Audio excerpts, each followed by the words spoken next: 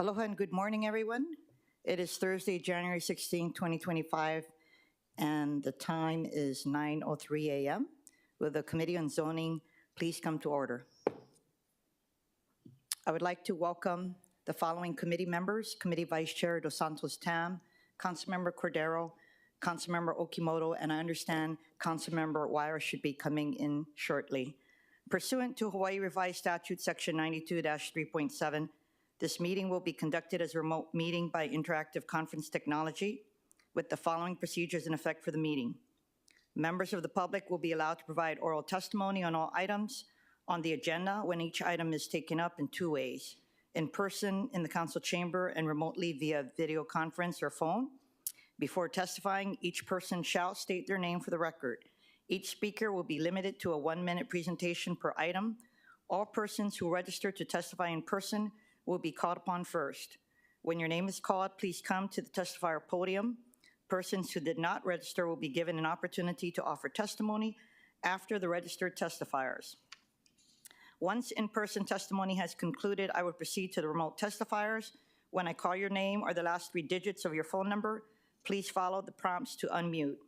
As both English and Hawaiian are official languages of the state of Hawaii, pursuant to Article 15, Section 4 of the Hawaii State Constitution and Section 1-13 of the Hawaii Revised Statutes, members of the public may testify in either language. For all testimonies offered in Olelo, Hawaii, additional time, as may be necessary, will be allowed for the testifier to provide an English translation of their testimony. HRS Section 92-3.7 requires that all votes at a remote meeting be conducted by a roll call unless unanimous. Therefore, if any objections are noted, I will call for a roll call vote. Written testimonies, including the testifier's address, email address, and phone number, will be available to the public as described on the posted agenda. As a courtesy, please turn off or silence all cell phones for the duration of this meeting. Thank you. Moving to agenda item number 1 for action, Resolution 24-297. This resolution authorizes, pursuant to HRS Section 201H38, exemptions from certain requirements relating to the 1142 Kiaʻāina Street Affordable Rental Housing Project on approximately 18,750 square feet of land, zoned A2 Medium Density Apartment District, located at 1142 Kiaʻāina Street in Honolulu, Oahu, and identified as tax map key 24012-029. Members, we have posted on the agenda a proposed CD1 version of the resolution, which I submitted. For your information, a summary of the amendment is listed on the agenda.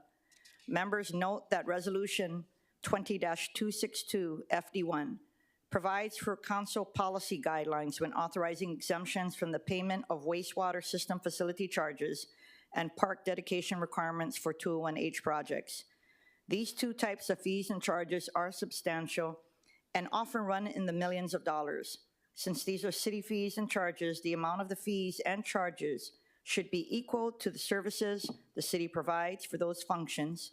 If the council provides an exemption and forgoes the fees and charges, the money to provide those services will have to come from somewhere else. Generally, Resolution 20-262 FD1 provides that wastewater system facility charges may only be waived for that portion of the charges attributed to for sale projects, affordable units sold to households earning 120% or below of the AMI, or for rental projects, affordable units rented to households earning 80% or below of the AMI. Park dedication requirements may only be waived for that portion of the requirements attributed to for sale projects, affordable units sold to households earning 120% or below of the AMI, or for rental projects, affordable units rented to households earning 80% or below of the AMI. The 1142 Kiaʻāina Street 201H project involves 240 affordable rental units and 2 manager units. Of the 204 affordable units, 200 units will be rented to households earning 60% or below of the AMI, and 4 units will be rented to households earning 100% of the AMI. Since the 4 units at 100% of AMI is negligible, and 200 units are being rented to lower income households, The CD1 waives the wastewater system facility charges for all 204 affordable rental units. Also, the CD1 waives the park dedication requirements for all of the project's 206 units, including the 2 manager units, because the time and cost to formally review and approve an application to satisfy the park dedication requirement for 6 units, for affordable units, and 2 manager units could potentially delay the issuance of building permits for the entire project and likely negate the cost benefits of the 201H process and not result in meaningful contribution to park dedication. Welcome, Council Chair Tommy Waters. Joining us in the council chamber is Makani Maeva from the applicant's Ahe Group, LLC, who will be providing a brief presentation. For your information, the presentation is available online as Miscellaneous Communication 15, 2025. Good morning and welcome. Thank you, Liz. Good morning, Chair Kiaʻāina and members of the Zoning Committee. I am Makani Maeva. I'm the president of the Ahe Group. We are an affordable housing developer and happy to present today the 1142 Kiaʻāina project to you. A little overview about Ahe Group. We have 25 properties, about 2,067 units, and we serve 4,500 people or more each and every day. We are an active group of committed women and Keith on the windward side, and really excited about the project that we're building here today. More details about our projects are on our website. This property is located in the downtown core on 1142 Kiaʻāina Street. It is in close proximity to the grocery stores across the street from Ka'ahumanu Elementary School, near banks, the Postal Service, and transportation. The unit mix, rental rates, square footage, and breakdown of affordability is contained here. I won't belabor the point, but it is 204 units of affordable housing at mixes at 30, 50, and 60% of the AMI. The rents shown here are net of utilities. This is a rendering. I'm a little blocked by it. This is a rendering of the building in the softest, most beautiful light, as you can see. The property we purchased in December of 2023. We've spent the last year working through third-party reports, engineering studies, design, and all of the necessary due diligence. We are prepared, pending successful 201H approval, to submit for building permits. Following that, thank you. Following that, we will submit for financing with the State of Hawaii Housing Finance and Development Corporation for an allocation of tax-exempt bonds and 4% low-income housing tax credits. Additional renderings of the building from different perspectives here. An up-close view of what you'll see from the streetscape. I think that's very important. The ground floor is primarily parking. The second floor contains the management offices, the 8 units and laundry facilities, as well as a community space. Of course, another rendering of the access point up to the community space and the management offices. And a picture of the vehicular access into the property. As you can see, the property fits nicely within the existing urban scape there. The heights are conducive to the other surrounding uses. Currently, the property is occupied by single-family homes, which are really overshadowed. So this is really in line with what you have here. And the height request is also similar to what you see in the surrounding uses.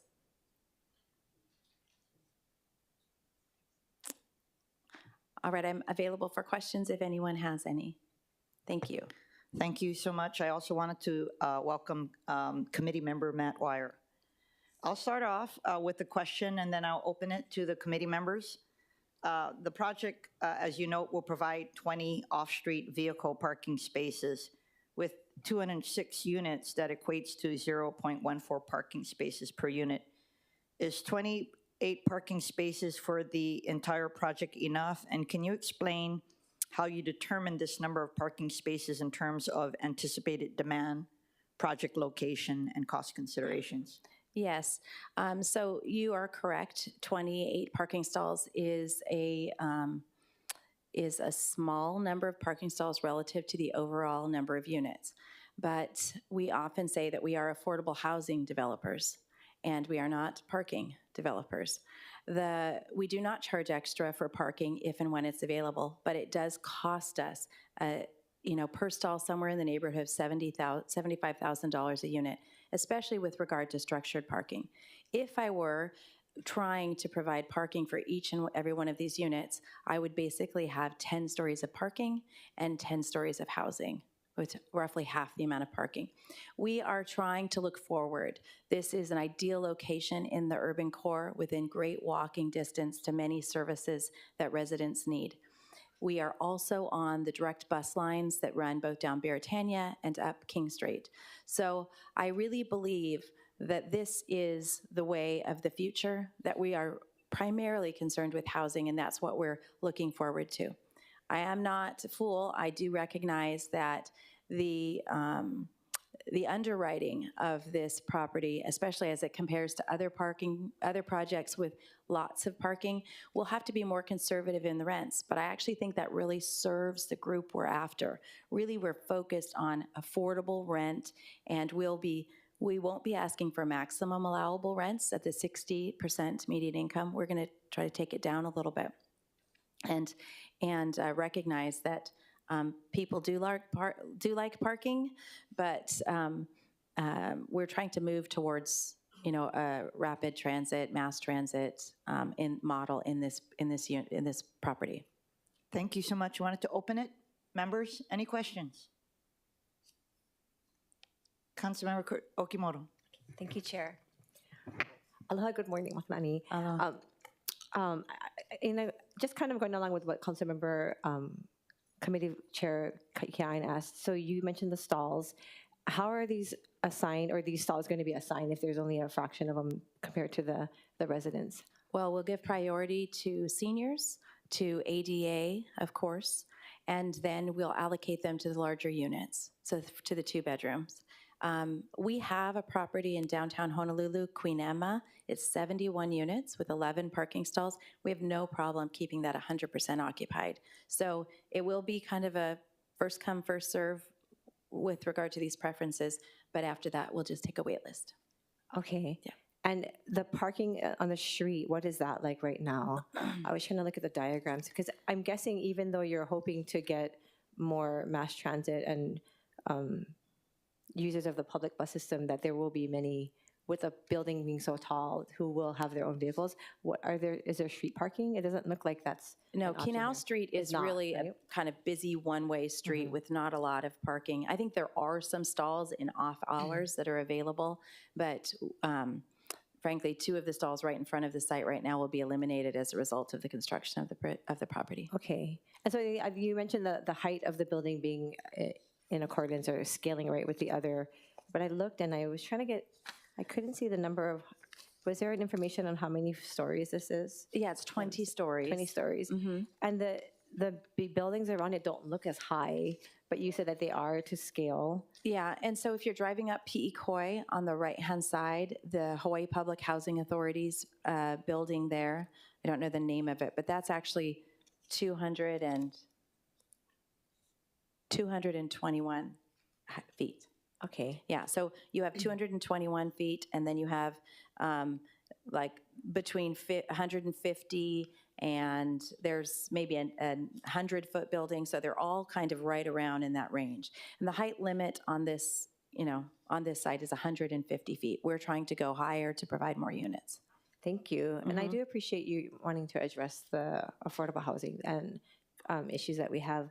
I think it's not my district, but I know in my district specifically, or even where I share with Councilmember Cordero, have you gone to the neighborhood boards and introduced it to them, just so that they are aware? Because I know that's been a concern coming back to us usually on the back end when our constituency comes back and says that they're not aware of big projects, and height I know has been an issue with other parts of the island. Right, we did. We presented to the neighborhood board, I think right before we acquired the property. We'll probably be circling back just as those members change and want to keep everybody up to speed. So we have made one presentation and received their support for the project. Thank you. Thank you, Chair. Thank you. If there are no further questions, before I call up the administration, I would like to take public testimony. Proceeding first with in-person testimony in the council chamber. Clerks, do we have any in-person testifiers for this item? Chair, there are none.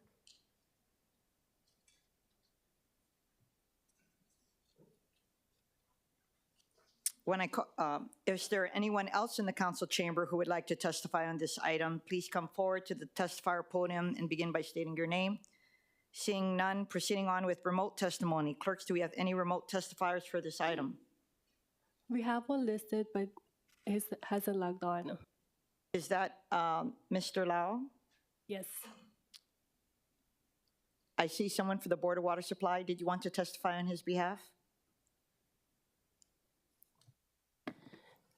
Good morning, Chair Kiaʻāina, Chair Waters, and members of the committee. Kathy Mitchell of the Board of Water Supply. We support this project on Resolution 24-297, and we have suggested amendments for clarification purposes. Thank you so much. Thank you. Members, any questions? Thank you. Is there anyone else standing by remotely who would like to testify on this item? Please use the raise hand feature to indicate your desire to speak. Clerks, do we see Sure. anyone? Chair, there are none. Thank you. For the administration, we have Don Takeuchi-Apana from the Director of Planning and Permitting. Good morning, Chair Kiaʻāina, committee members, and Council Chair Waters. I'm Elizabeth Krieger for Don Takeuchi-Apuna. We support the project, we support the CD1, and I have staff here if you have any detailed questions. Thank you. Members, are there any questions for DPP? Or are there any questions or discussion before I make my recommendation? Seeing none, the chair recommends that Resolution 24-297 be amended to the posted CD1. Any discussion, any objections or reservations?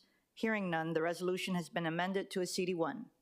The chair then recommends that Resolution 24-297 CD1 be reported out for adoption. Any discussion, any objections or reservations? Hearing none, so ordered. Moving to agenda item number 2, Resolution 24-256 for action. This resolution grants a special management area major permit to NMG Hawaii Properties LLC to allow the construction of a new single-family dwelling, attached two-car garage, swimming pool, landscaping and fencing, and a shoreline setback variance to allow portions of the single-family detached dwelling to encroach into the shoreline setback area on approximately 10,007 square feet of land zone R10 residential district located at 6973 Kalaniano'ole Highway in Hawaii Kai, Oahu, and identified as tax map key 39002-031. Members, we have posted on the agenda a proposed CD1 version of the resolution, which I submitted. For your information, a summary of the amendments is listed on the agenda. We have also distributed a hand-carried CD1 version of the resolution, OCS 2025-0053, which I submitted.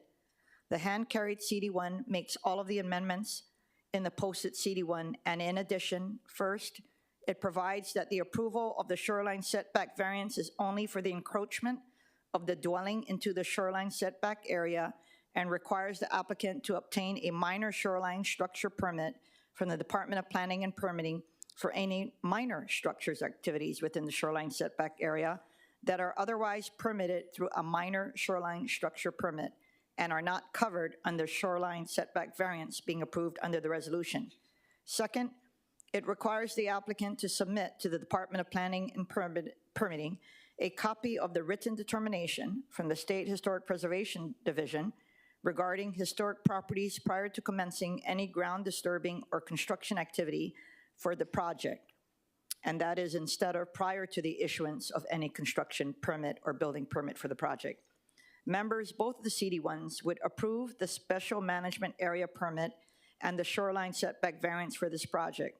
The Department of Planning and Permitting had recommended that the special management area major permit be approved, but that the shoreline setback variance be denied, because according to the department, the project did not meet the 3 tests of hardship to allow for structures within the shoreline setback area. The applicant's agent will be providing a brief presentation of the project and will discuss some of the reasons why they disagree with the department's analysis and believe that the project does in fact satisfy the 3 tests of hardship. I wanted to provide some context and rationale as to why I proposed the hand-carried CD1 in its current form. In 2018, the Hawaii Kai Marina Community Association obtained approval from the State Board of Land and Natural Resources to construct a jetty and groyne at the Hawaii Kai Marina Channel entrance, which was completed in 2023.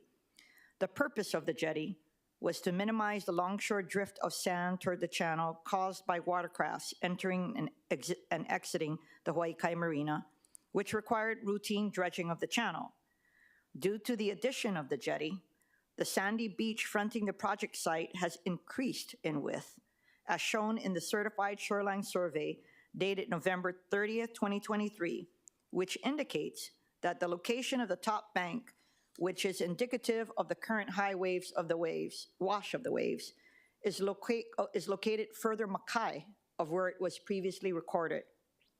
Except under specific circumstances which the project site does not meet, state law does not allow for the certified shoreline to be moved makai of where it was previously recorded. So while the new dwelling is almost 104 feet mauka of the top bank, referred to as the physical shoreline, the new dwelling is still considered to be encroaching into the shoreline setback area. The November 2023 Certified Shoreline Survey indicates that the previous shoreline, referred to as the paper shoreline, which was certified in January 14, 2022, prior to the completion of the jetty in 2023, shows the new dwelling to be 20 feet from the paper shoreline, with approximately 442.74 square feet of building area, which is 885.280 square feet of floor area split between the first and second floors, encroaching into the 40-foot shoreline setback area. However, the physical shoreline is located further makai of the paper shoreline and is approximately 104 feet from the new dwelling, well outside of the 40-foot shoreline setback area. Due to the jetty, the shoreline is projected to accrete further seaward of the current vegetation line.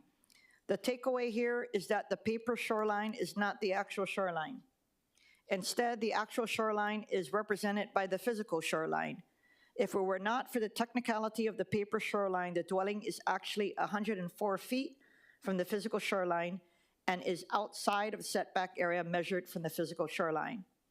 The Department of Planning and Permitting's position is that the project does not satisfy the 3 tests of hardship because, first, the applicant did not demonstrate that they would be deprived of reasonable residential use of the land because redesigning the dwelling to remove the encroaching portions would still leave 4,024 square feet of floor area outside of the 40-foot shoreline setback area. So the project site could still be developed with the residents without needing to encroach into the shoreline setback area. The applicant argues that if square footage attributed to the 40-foot setback area, the required front and side yards in the land area designated for a garage and driveway to allow for vehicles to turn around and exit the property head first is removed, a total of 7,042.72 square feet of land would be removed from the 10,016 square foot lot. This would result in 2,973.28 square feet, or approximately 30% of the total square foot lot is available for the dwelling. Second, DPP says that the request is not due to unique circumstances because while the project site is a triangular-shaped shoreline lot that has been impacted by coastal hazards, moving the shoreline further inland, so they have every other shoreline lot, so has every other shoreline lot in the surrounding area. The applicant argues that the zoning lot is unique because it is triangular in shape, which means that other than the side of the property that is along the shoreline, the applicant has 2 sides of the property that dissect the shoreline setback area, so the shoreline setback area has a larger impact on a triangular lot as opposed to a rectangular lot. The project site is the only zoning lot within the Hawaii Kai shoreline that is triangular shaped. In addition, the project site is different from other shoreline lots because the shoreline along the project site is accreting due to the jetty constructing by the state at the entrance to the Hawaii Kai Marina. And I'm actually going to the third part. And members, please bear with me. It is rare that we would overrule a DPP recommendation, and so I want you guys to know why we're making this recommendation. Third, DP asserts that the project is not the practicable alternative that best conforms the purpose of the shoreline setback ordinance and rules, because denying the encroachment does not prevent the basic purpose of the project, which is to redevelop the project site with a new dwelling, and the denial will also decrease any potential adverse impacts on the shoreline setback area. The applicant argues that due to the unique triangular shape of the zoning lot and the shoreline setback area having a larger impact on the unique triangular lot, and if the shoreline setback area, front and side yards, and driveway turnaround area are removed from the area in which a dwelling could be located, there is no practical alternative that will allow the applicant to build a reasonable dwelling within an area that is approximately 30% of the total square foot of the zoning lot. To minimize risk of existing legal or proposed structures falling and becoming loose rocks, sharp, or otherwise dangerous debris or rubble on public property, the resolution includes an acknowledgement that the landowner agrees to assume all risks and liability for any harm to or loss of life and property due to development on a shoreline zoning lot, an acknowledgement whereby the landowner agrees to accept all responsibility for the cost and physical removal of materials and structures lost or damaged as a result of coastal hazards, including the cleanup and restoration of the project site, a condition that require pervious materials from the project's driveway and walkways, and a be it further resolved clause providing that no action may be prosecuted or maintained against the city, its officials, or its employees on account of the actions taken by them in reviewing or approving the project and granting the SMA major permit and shoreline setback variance for the project. Joining us in the council chamber is Roy Iray from Hawaii Engineering Group, Inc., the applicant's agent, who will be providing a brief presentation. For your information, the presentation is available online as Miscellaneous Communication 16-2025.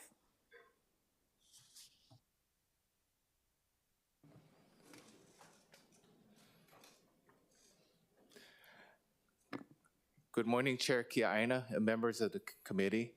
My name is Roy Iray of Hawaii Engineering Group, and I'm here representing NMG LLC Properties. And my purpose here is to seek your support for the resolution of 24-256 CD1 in relation to 24/SMA66 and SSV2. Next slide. The project site location is located at 6973 Kalani No'ole Highway, just beyond the second bridge as you enter Hawaii Kai on the Makai side of the highway. It's within the state land use urban, county zone R10, and then the flood zone VE. This slide here, the left photo is a snapshot of what the property used to look like back in 1952. And a photo to the right is a screenshot taken from Google Earth on a photo taken back in 2024. So just from the photo there, you can see the accretion of the shoreline there on the property. The photo to the project entails a demolition of the existing dwelling and construction of a new raised two-story dwelling, or single-family dwelling. As far as Section 21-9.10B allows to exceed the maximum height of the limit within the BFZ flood zone, BFE 12 and flood zone VE. This next slide shows the FEMA flood zone map that the property is within the flood zone VE.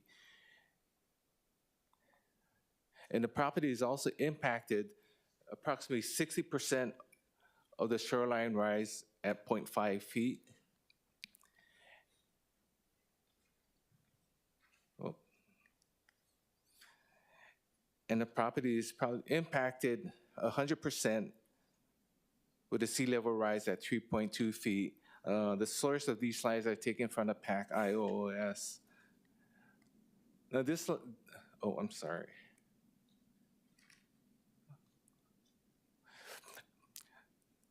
What I'm showing here is the shoreline change rate. This, the photo to the left, upper left, is a pre-jetty installation, and the blue lines are the accretion that's been occurring in the past, and the red lines are the erosion to the other parcels that's further east. The photo to the right is a post-jetty installation back in 2024. Now, please note that after jetty installation, the shoreline expanded even further. The first line that is adjacent to the property that you see running parallel to the shoreline was the shoreline level back in 1927. And in 1975, the shoreline moved further Mackay. And the blue line is a shoreline back in 1988. This is a year when HRS 501-33 was enacted, thus the location of the certified shoreline. In 2015, it moved further Mackay.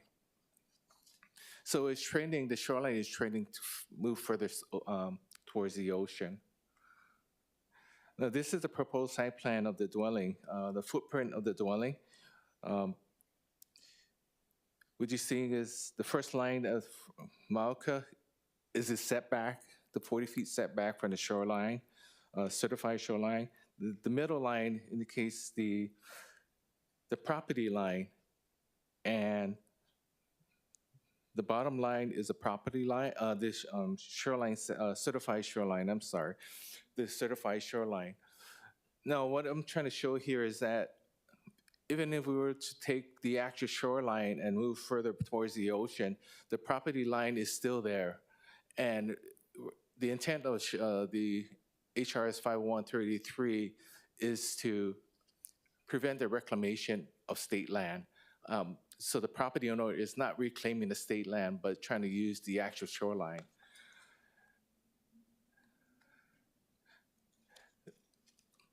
This is a photo of the actual watermark, the high watermark taken by Google Earth in 2021, and the high watermark in 2024 is shown to the right. So with the jetty installation, it's very noticeable that you've seen that the accretion and the shoreline high water mark has been moving further Mackay. This photo here is the screenshot of the loss, well, the unusable space, I should say, due to the shoreline setback, which is approximately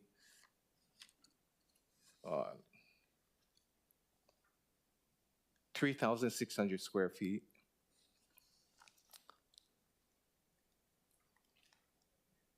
The next slide here shows with the setback implementing the front yard and the side yard setback, it further diminished the usage of the property, making the property approximately 40% usable. Now, if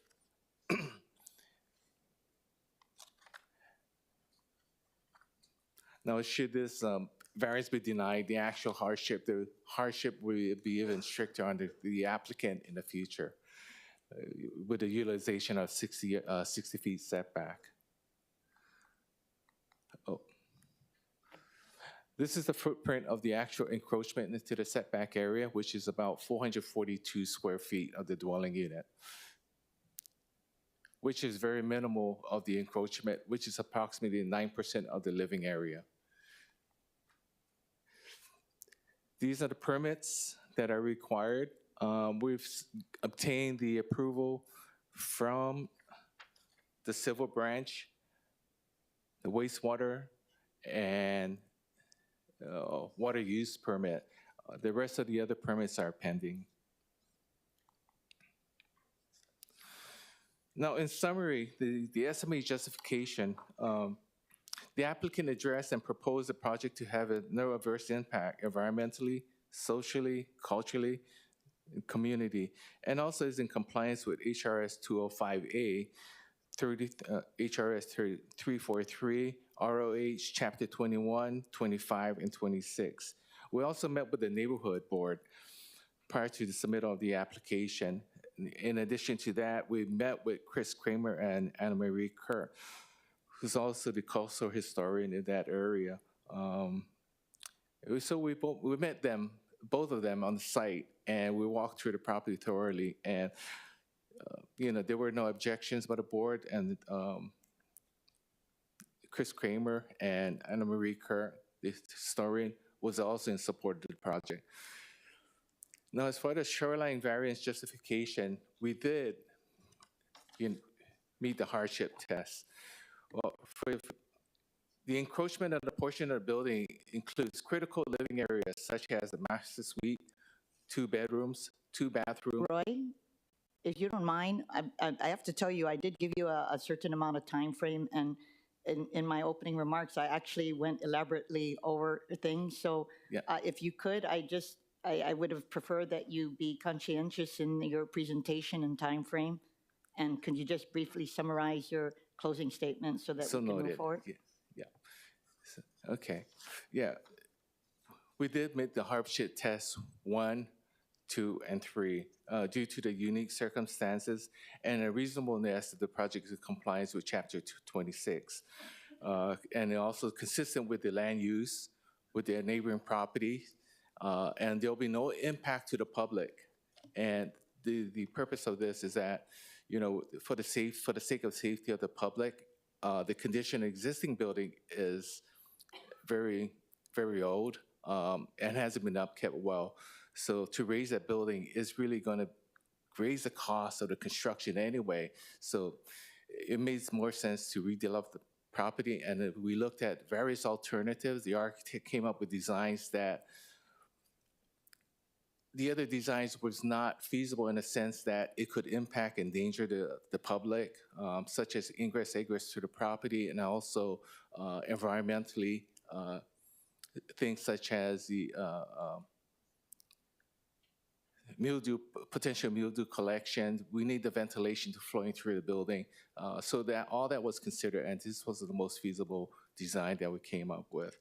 So in closing, I would just like to state in closing that the applicant is committed to complying with the appropriate conditions and approval to maintain safe access along the shoreline, minimize risk and adverse impact to the coastal beach, marine process, and prevent structures from becoming dangerous debris, and minimize adverse impact for public views. These conditions ensure that the project aligns with the purpose of ROH Chapter 26 and the shoreline setback rules. That's it. Thank you. I'm going to open questions, and since this is in Chair Waters' district, I'll allow him if he had any questions. Chair Waters, thank you. Members, any questions? Councilmember Wire. Thank you, Chair Mala, for the presentation. First, just quickly, so the current structure does not encroach into the shoreline, or does it? Well, just a portion of it, maybe a lanai. I would say a small 20 feet of that is encroaching. Okay, that's the home that's there right now is already encroaching. Okay, I appreciate that. No other questions, Mala, Chair. Thank you. Any other questions by the members? Councilmember Okimoto. Thank you, Chair.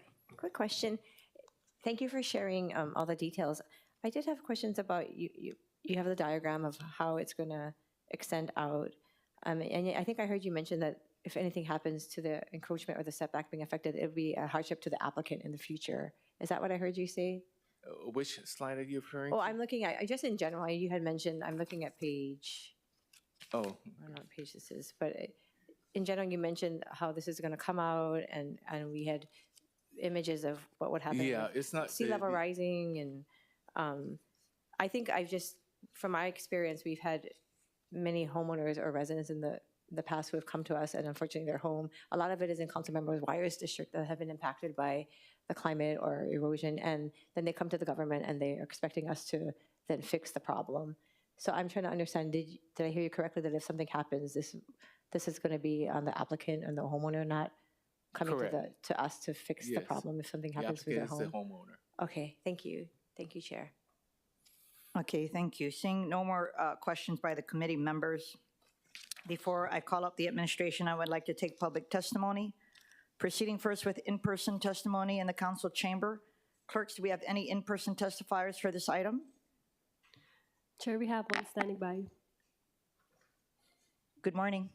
Good morning, James Kiaʻāina, Senior Concerned Parent, Grandparent, Great Grandparent. Yes, Madam Chair, I have some concerns. And basically, I'm just concerned that you guys are going to be giving away some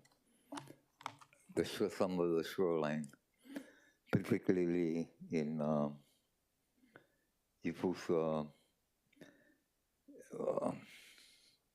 So you folks going to give away public land, yeah? And the owner's going to be knowing, they know it's going to be public land, yeah? So as we're going along the shoreline, I'm not going to be claiming the land, yeah, basically. But how is that going to be affect me as a fisherman as I walk along, you know, fishing? How will they address me as I'm walking along the shoreline? Because we do fish along the shoreline along there. My grandson does that. Yeah, so how will that affect him as a fisherman as he goes along the shoreline there? And I noticed in O that you folks don't want, you guys don't give them all of this permission, but you folks don't want to take credit for it. Why is that?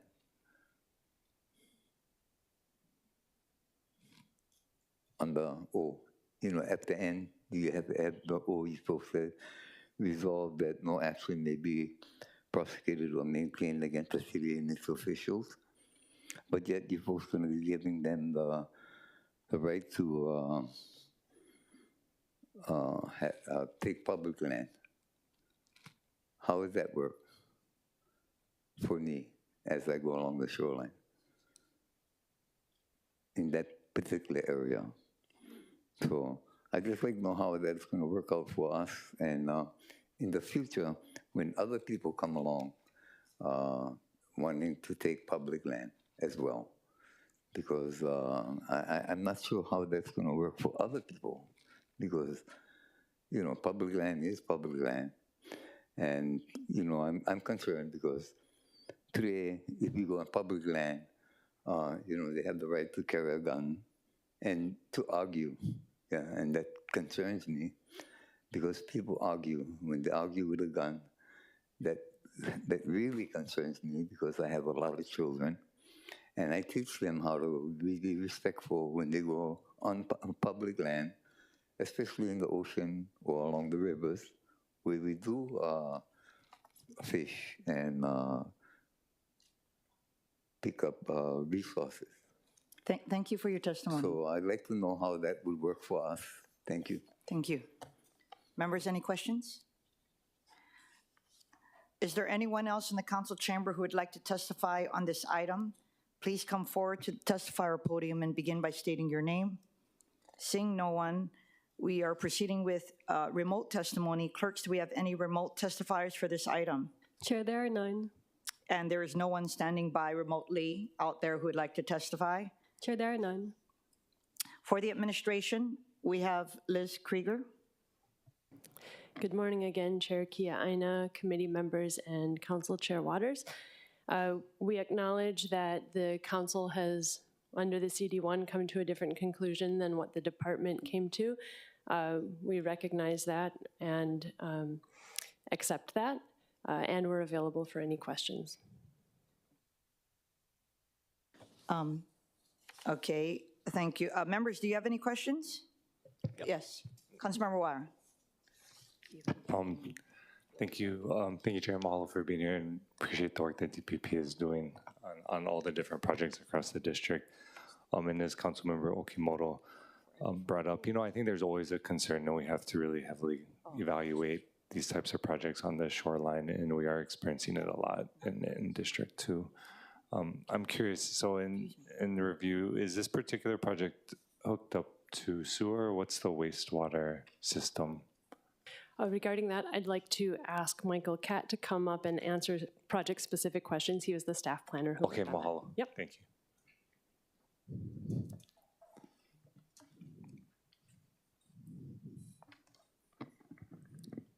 Michael Catt, DPP.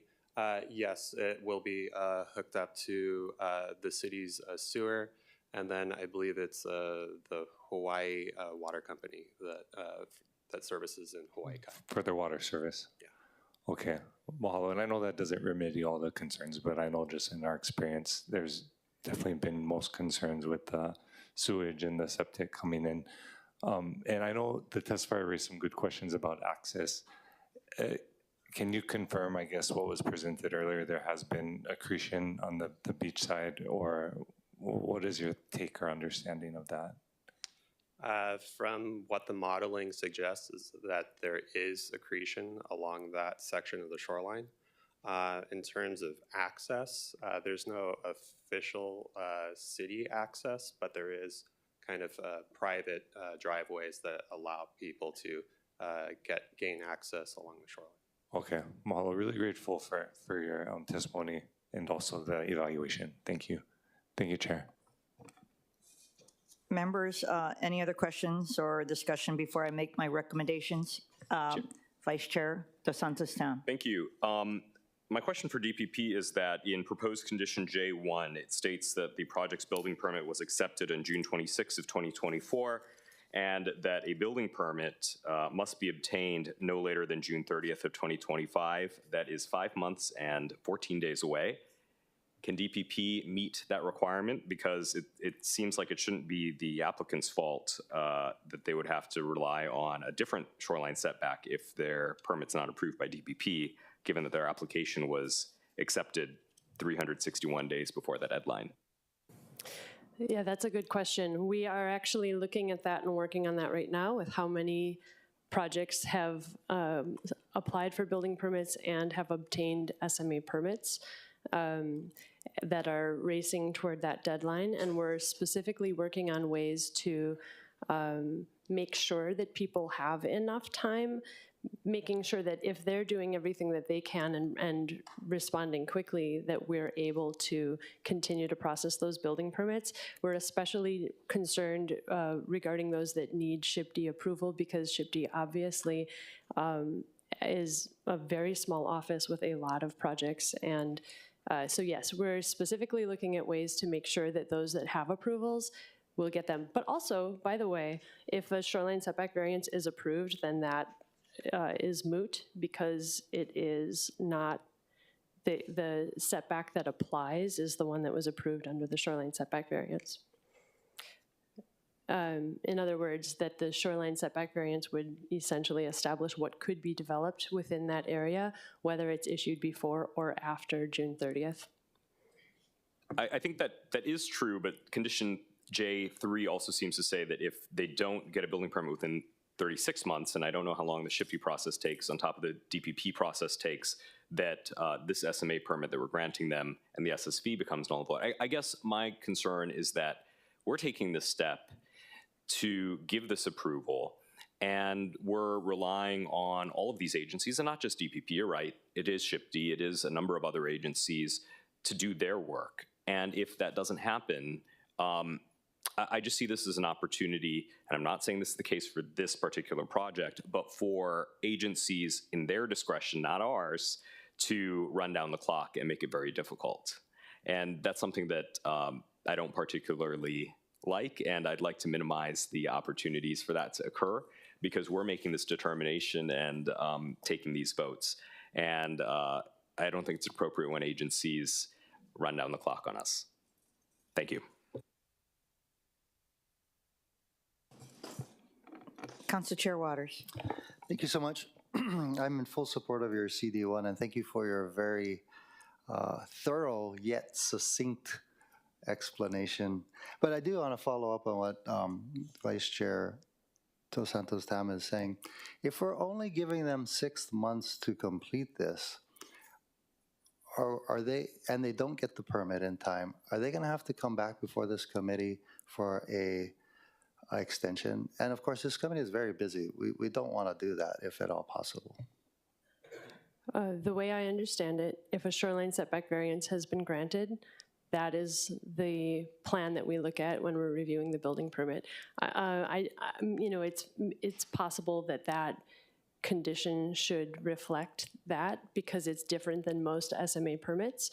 Most SMA permits have their specific deadline, and that is related to, you know, a point-in-time analysis and making sure that that point-in-time analysis isn't relied on for, you know, years and years to come. But when a shoreline setback variance is granted, then that timeline for when the new, you know, that's relating specifically to the new shoreline setback, the 60-foot shoreline setback, and that wouldn't apply because the shoreline setback variance has been approved. Okay, but would the applicant have to come back, yes or no, if they don't get the permit within the 6 months? I'm not sure you answered that question.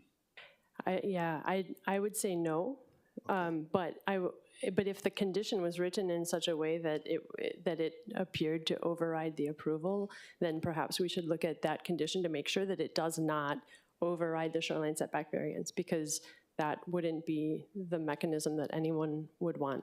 Once the analysis has been done, the point-in-time analysis should last longer than 5 months for that. Okay, thank you. Chair, I would be open to any technical corrections should this measure move forward and go to full council. Okay. You know, when it comes to 201H and SMAs, we are against the gun with regard to time frame. And so as I make my recommendations, if we need any tweaking, then that's what my recommendation would be. Thank you. The chair recommends, thank you, DPP. The chair recommends that Resolution 24-256 be amended to the hand-carried CD1, identified as OCS 2025-0053. Any discussion, any objections or reservations? Hearing none, the resolution has been amended to a CD1. The chair then recommends that Resolution 24-256 CD1 be reported out for adoption. Any discussion, any objections or reservations? Hearing none, so ordered. Members, the next two agenda items will be taken up separately, but they relate to the same project, the Haleʻolipoa Affordable Rental Housing Project in Aiea, Oahu. I would like to provide some procedural background information. The project is a 201H project that is located within the special management area. So Resolution 25-23 CD1 grants a special management area permit for the project, and Resolution 25-26 CD1 approves certain exemptions for the project pursuant to HRS Chapter 201H. There is a 45-day deadline for council action on the 201H approval, but the council must grant the special management area major permit for the project before it can approve the project's 201H exemptions. So moving to agenda item number 3 for action, we have Resolution 25-23. This resolution grants a special management area major permit to Lipoa Development LLC to allow for the demolition of 6 existing 2-story apartment buildings and the construction of the Haleʻolipoa Affordable Rental Housing Project on approximately 42,000 square feet of land, Zone BMX 3, Community Mixed Use District, and within the Aiea Pearl City Transit Orient Development Special District, located at 98-150 Lipoa Place in Aiea, Oahu, and identified as tax map key 9-8-014-021. Members, we have listed on an agenda addendum a proposed CD1 version of the resolution which I submitted. For your information, a summary of the amendments is listed in the agenda addendum. The applicant's agent will be providing a brief presentation of the project, no more than 3 to 5 minutes, but I wanted to comment on community concerns that were brought up when public hearings and other informational meetings were held on the project. Concerns were raised regarding the project's potential impacts to ground and surface water resources for the local Ia Pai'ao fish pond, which is being restored approximately 850 feet to the southeast of the project site on U.S. Navy land at Pai'ao. Concerned community members cited declining groundwater quality and quantity attributed to development throughout the area, for example, Pearl Kai Center and Pearl Ridge Shopping Center, that may affect available water sources for fish pond restoration and use. In response to the project's draft environmental assessment, the Office of Hawaiian Affairs requested that the applicant address concerns regarding possible project impacts to the Loko'ia Pa'aiao fish pond, the Ka'onohi Lo'ikalo farm, and the Smita farm, and whether the project is related to an increase in salinity and the gradual decline in water levels and flow of the Kaluau Springs. A 2023 study prepared by Izuka and Ratzel found that the increase in groundwater salinity was attributed to increased pumpage of the larger Waimalo system aquifer. In addition, the applicant indicated that the project's pile foundation is not anticipated to reach the bedrock cap of the aquifer, and that the project will use cast-in-place foundation piles, not driven piles, to minimize the vertical migration or discharge of groundwater. Finally, the final environmental assessment for the project included expanded information on the hydrology of the area, and the Department of Planning and Permitting issued a finding of no significant impact on August 9th, 2024. Joining us in the council chamber is Keegan Flaherty and Nainoa Watson from the applicant Ike Nakea, who will be providing a brief presentation. For your information, the presentation is available online as miscellaneous communication 19-225. Again, this is only for the SMA process. There will be another resolution to talk about the 201H process. Welcome.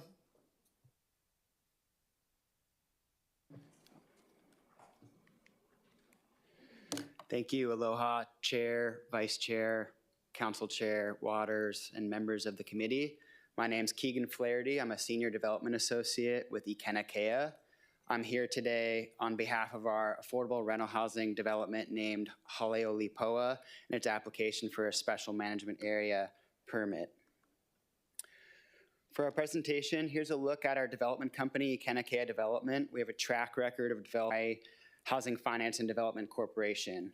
We've developed and owned several affordable housing developments across the state. So the project's located Makai of Kamehameha Highway, located on Lipoa Place. Taking a closer look at the location of the site, you can see it's surrounded by several low-rise apartment buildings and heavy commercial uses, including Pearl Kai Shopping Center, Firestone Auto Care Center, and a Texaco gas station. It's also located less than a quarter mile from the Pearl Ridge TOD station. The project site's currently being used as a low-rise apartment complex that was built over 50 years ago in 1970. It's a 42,000 square foot lot that's zoned BMX3, which allows for both commercial and residential uses. It's part of the primary urban center and the urban state land use district. It is in a special management area because of its proximity to Pearl Harbor's coastline. However, it's not located in a flood zone, and it's outside of the 3.2 sea level rise exposure area. Now, throughout our community engagement process, starting with the Neighborhood Board and IAEA Community Association dating back to November 2023, concerns were raised about the water resources in the area and impacts from this proposed development. We incorporated these findings into our environmental assessment, for which we received a finding of no significant impact, or FONSI, from DPP last year, meaning there's no environmental impacts that warrant a full environmental impact statement, or EIS. In this environmental review process, we were able to analyze the concerns from DPP, Office of Hawaiian Affairs, and the community and address them. We conducted a hydrogeological assessment to ensure and substantiate our full analysis that the project will not negatively impact the water resources in the area. To explain this further, as we were going through our environmental and special management area review, we became more aware that we needed to make sure we were being considerate of the important traditional agriculture and aquaculture practices that were being done within the vicinity of the project area. So in our environmental assessment, we shared measures we're taking to mitigate any impact to water in the area, which goes without saying is a vital resource to protect and is something that we are sensitive about too. The full analysis was included in our final environmental assessment, which was substantiated by this hydrogeological assessment, and we wanted to share some of our insights. Our project will be utilizing the Board of Water Supply water system. We'll not have any wells on our site drawing water from the ground. When the project's complete, we'll have several water conservation measures implemented to reduce overall water consumption, such as a rain catchment system for irrigation and recycled water, drought-tolerant plants, and native landscaping to reduce the amount of water needed through irrigation. Our permeable surfaces will allow for natural filtration of water back into the aquifer. We'll also incorporate water-efficient practices within the residential community, such as installing low-flow plumbing fixtures and other technologies designed to conserve water. By incorporating these measures into the planning and implementation of the residential project, it's possible to minimize the impact on the Board of Water Supply's available water source and ensure its long-term sustainability for both current and future generations. As a result of other discussions we've had with community members, we'll be implementing design and construction elements in the project that promote the cultural and historical context of the area by collaborating with some of these community-based organizations as we progress further in the design. Another aspect of this development that was brought up is our approach to stormwater management and its contribution to local water resources. From the start of construction, our team will implement best management practices to prevent stormwater runoff. Erosion control measures such as silt fencing and erosion control blankets will be in place to contain sediment. Minimal site grading is required since the area is already developed, and a stormwater pollution prevention plan will be created and approved to address potential water pollution during construction. Post-construction, the housing development will meet the City and County of Honolulu's water quality standards. Drainage improvements will minimize stormwater discharge rates, and permeable surfaces will naturally filter water into the ground. Native landscaping will stabilize soil, prevent erosion, and filter pollutants. We'll also have operational measures that will further prevent contaminants like trash, food waste, oil, and grease from entering groundwater and nearby harbors. The project will not increase stormwater runoff. In fact, our improved drainage design will better manage and treat stormwater than the current site. So any water leaving the site will be cleaner and discharged at rates no greater than what is currently permitted. Since the development replaces an existing apartment complex, there will be no significant increase in impermeable surfaces.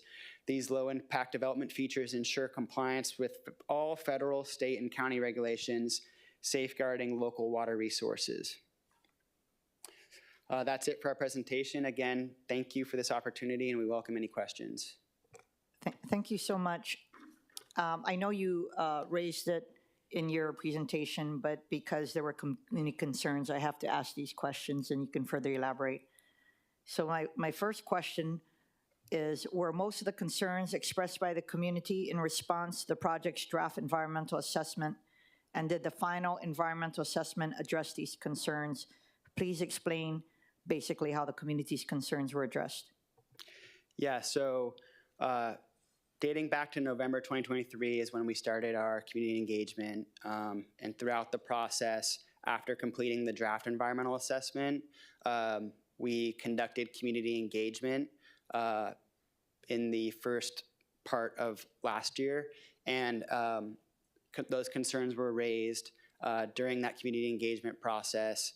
DPP as well as OHA wanted us to respond and incorporate those concerns into the final environmental assessment, for which we did, and we were able to conduct a hydrogeological assessment to substantiate our claims that there's no impact to the underground aquifer, surface water resources, or any harbor water resource. So that was included in our final environmental assessment.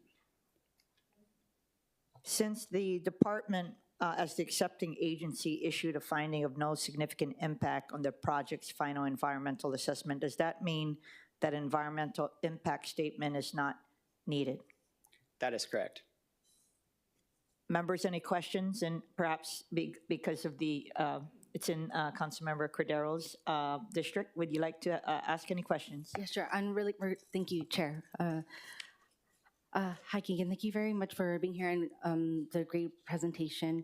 I have a question along with the hydrology. First off, is it hydrology or hydrogeology report? It's a hydrogeological assessment. Geological. Okay. That's the proper name. Yeah. Got it. I do note that I do have some neighbors and residents that are along in the same area where Lipoa Place is, but on the other side of Pearl Kai. And the reason why I bring that up is because we have seen where the water has started to rise up to the Pearl Harbor bike path already. And so I was wondering, in the events of that occurring, do you believe that the permeable sites or permeable surfaces that you're planning will be enough to seep up the water that then comes onto it? Because you're anticipating the permeable surfaces to be not only with just rain, but with, of course, the shoreline being there. Yeah, that's a great question. As part of the engagement that we did with the community, that was also a concern that was brought up, was how other properties in the area are being impacted by sea level rise and flooding issues. That's something that we looked at too and analyzed in our final EA, as well as the SMA permit application. But those are not issues that are going to be affecting the project, and we'll be able to handle flooding and stormwater as well on the site. Okay, so you're sharing that the permeable surfaces will be able to obtain that influx of water and I guess drain it somehow, somewhere? Yeah, all of our drainage improvements will be able to handle all of that influx, yes. Okay, and where there currently isn't drainage improvements? Are there current drainage available at the current location? Yes, so the property in the area is highly developed. So there's drainage connections along Lipoa Place already and at the site currently. Okay, and so the drainage improvements to address that in this area would just help capture more of the water, is what you're saying? That's right, yeah. We're not going to be allowed to discharge any more water than is currently going on right now. Okay, thank you. Thank you, Chair. Any other questions? Councilmember Okimoto. Thank you, Chair. Aloha, Keegan. Good morning. I had a question about, you said you mentioned back in November 2023 is when you went to the community, and that's when you shared the project. And you did mention that currently there's residents there. I am familiar with this area. I border this area with Councilmember Cordero. And so I wanted to know what will happen to the current residents and the difference between the proposed project compared to what's there right now. Yeah, that's a great question. Currently, right now, there's 48 rental units that are unrestricted, so they could be whatever rate the landlord would like to charge. We'll be doing affordable, restricted rental units. That was a concern too, and is concerns on projects that we've undertaken where, current housing is provided. And we obviously don't want to create a much worse housing, we don't want to increase the housing problem that we're trying to solve by developing affordable housing. So we're not required to, but we will be providing specialized relocation assistance to the current tenants there, continuing to communicate with them as well as the current owner of the property. But that specialized assistance is not required. However, we're going to be doing it to help them find a suitable home that's affordable. And we also will provide them with the first right of return once the project's complete, given that they qualify for the income limits. You mentioned, and thank you for sharing, you mentioned that you're trying to provide them affordable options. Is this something in the proposed form that will be affordable for them in comparison to what they're paying right now? Or is it something that's not going to be affordable for the current residents? We believe it to be affordable for the current residents. I'm not sure what is being charged now at the site. Okay. And you mentioned, I do see that it's BMX3, so I appreciate, we know that this is along the TOD, so we're trying to be creative with our limited land use. What kinds of retail or commercial properties are we looking at for this specific project? There will not be any retail on the site, retail. just purely Okay. residential. Yeah. Residential, okay. I'm sorry. I was just curious when you mentioned on page, I just lost it. It was a cultural. You mentioned a incorporation of cultural design elements and education. What does that mean? Could you elaborate on that? Yeah, so part of the concern from the community was this area's cultural and historical significance as being an ancient fish pond. And, we want to incorporate elements of the area's history into the project site when it's done, including maybe, art or artifacts and historical significance where that can be displayed and be at the forefront of our project design in the interior, maybe exterior facade elements. So that sort of thing where we'll work with community organizations that are very knowledgeable about that history and cultural significance to help incorporate those design elements. Okay, thank you. Sorry, I want to ask one more follow-up to what I was just asking earlier. Within the 40 currently residing people in the current building, and you mentioned we're hoping to give them the first right to return. How many units are you proposing in the new project? Councilmember Okimoto, I don't know, this is the SMA process, so you're going to have ample opportunity to talk about the parameters of the. Thank you, Chair. Actually, if you don't mind. No, thank you, Chair. Because they're two separate processes, so I just wanted to focus on the SMA process because the community concerns about impacts were during the SMA process. So I just want to let you know you will have ample time to ask any housing-related questions and the parameters of the project. Thank you, Kian. Okay. Members, any other questions? Councilmember Wire. Thank you. Just a real quick one, and mahalo for the presentation and the discussion.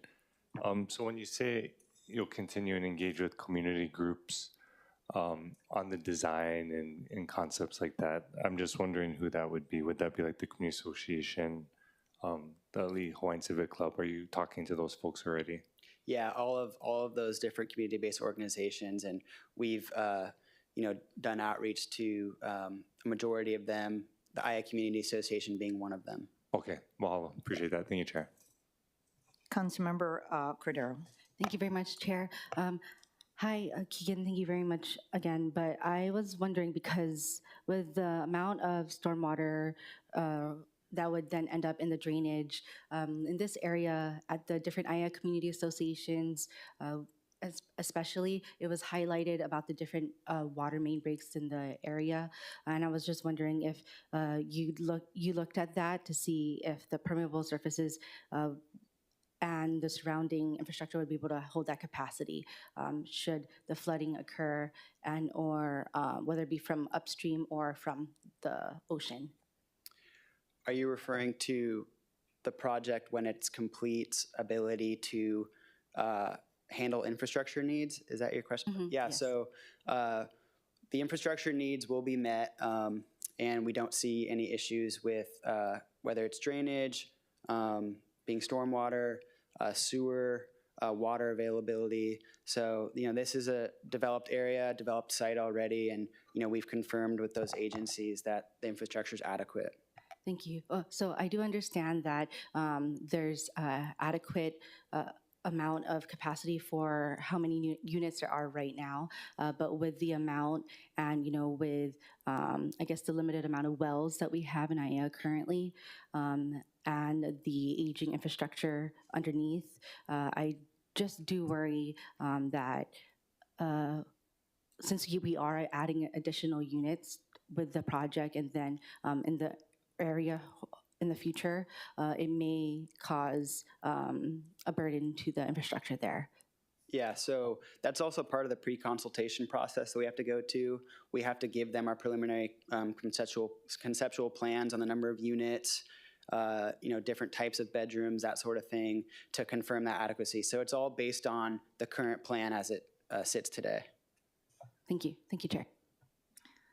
If there are no other questions by members, before we call up the administration, I would like to take public testimony. Proceeding first with in-person testimony in the council chamber. Clerks, do we have any in-person testifiers for this item? Chair, we have one standing by. Please proceed. Chair, members of the committee, 新年明けましておめでとうございます. Happy New Year's. Panay Tonga, Deputy Director for Operating Engineers Local 3. I believe you have my boss's written testimony in support of Resolution 2523. He wanted me to come down and testify in person in support of this project and also on Resolution 2526, which I believe you'll hear a bit next. That's all. Thank you. Thank you so much. Members, any questions? Is there anyone else in the chamber who would like to testify on this item? Please come forward to the testifier podium and begin by stating your name. Seeing no one, we are going to proceed with remote testimony. Clerks, do we have any remote testifiers for this item? Chair, we have one standing by. The first testifier listed is Chris Kramer. Is Chris Kramer logged on? No, Chair. Okay, moving down to the second testifier, Perry Arasmith. Is Perry logged on? No, Chair. Next testifier is Kim Moa.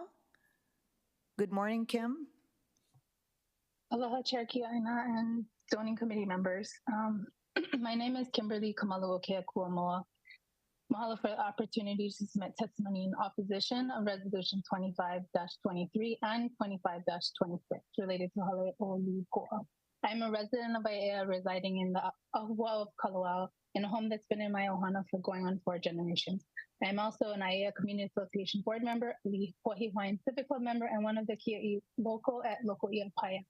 And my ohana is longtime Pilina with the folks who are caretakers at Loikalo, at the Loikalo at Ka'onohi. As Kanaka Maoli and cultural practitioner who has been working alongside community for over a decade to restore fishery and wetlands, I'm deeply concerned that this project will have an adverse impact on the aquifer and surrounding bayou of Kalawao, both during and after construction. The freshwater auai that flows near the project will carry pollution flow into the harbor, and the construction itself and continued use of water resources into the future would overtax and potentially damage the water table and freshwater lands in the area, which would have direct impacts on the existing springs of Kalawao and the Lo'i, and the return of native and endangered species near shore and Mauka of the project area. In addition to the adverse impact on our aina and by the proposed development, runs the culturally significant site of Loko Opu, which was commissioned by Mo'i Wahine Queen Kalani Manuia, and the broader ecosystem that includes Loko Iapayao, Loko Pa'akea, and the springs of and Lo'i of Kalawao, all of which could be irreparably harmed by this project. Community members from the entities already mentioned in this meeting have voiced concerns in opposition to this development at every juncture, including on public record and within the EA impact assessment for this very project. These concerns have been continuously dismissed and ignored by the developer and government entities engaged in moving forward the project without adequate consideration of its adverse effects.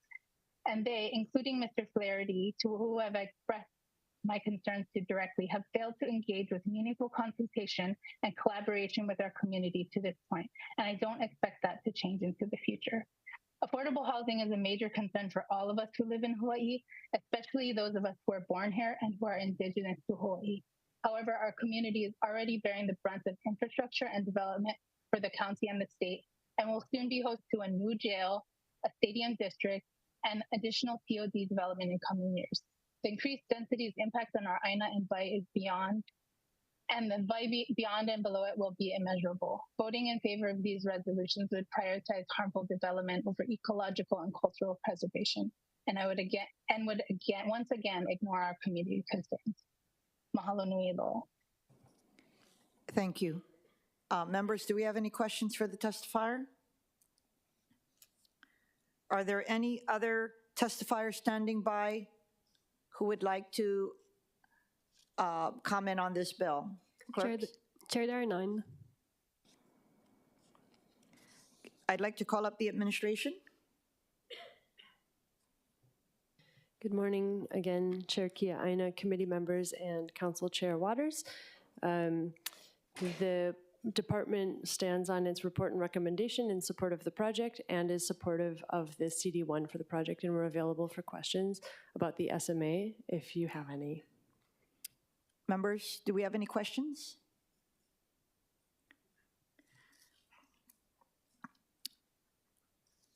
Ms. Krieger, I do have a question, just given the testifier.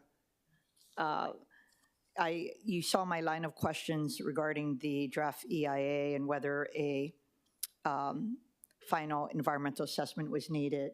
But do you believe that the DPP, in conducting its due diligence on the project, including the presenting of findings by the applicant, do you believe that you've done as much as you could to address some of the community's concerns? Yes, I believe that in reviewing the pre-EA consult, the draft EA, or environmental assessment, the draft environmental assessment, and the final environmental assessment, the department ensured that the disclosure met the requirements of Chapter 343 and the administrative rules, and determined that no environmental impact statement was necessary for the project, and then proceeded with the special management area review based on the criteria, objectives, and guidelines in Hawaii Revised Statutes, Chapter 205A, and found, based on our report and recommendation, that with certain conditions, the environmental impacts can be mitigated, and that in essence, this development potential for this area has been reviewed repeatedly, particularly under the TOD, the Transit-Oriented Development Neighborhood Plan, and the adoption of the special district in this area. So in general, and specifically based on our analysis, I believe we've met the requirements of the code. Okay, thank you. Members, do you have any other questions or discussion before I make my recommendation? Councilmember Cordero. Thank you. Hi, Liz. Yes, thank you, Chair. Hi, Liz. I have a question as it relates to the area because currently, let's say there's that request for restoring the area to a natural state, but currently the zoning is at BMX3, right? That's right. And so then what would that even be possible? Would that be considered a down zoning, or what would that be? Yes, I believe so, that if you were to, if city policy was to change and support that area being returned to preservation or conservation, that it would require a down zoning from BMX3 to another district that would restrict any development. Okay, but they're building, this project is building to its current use, right?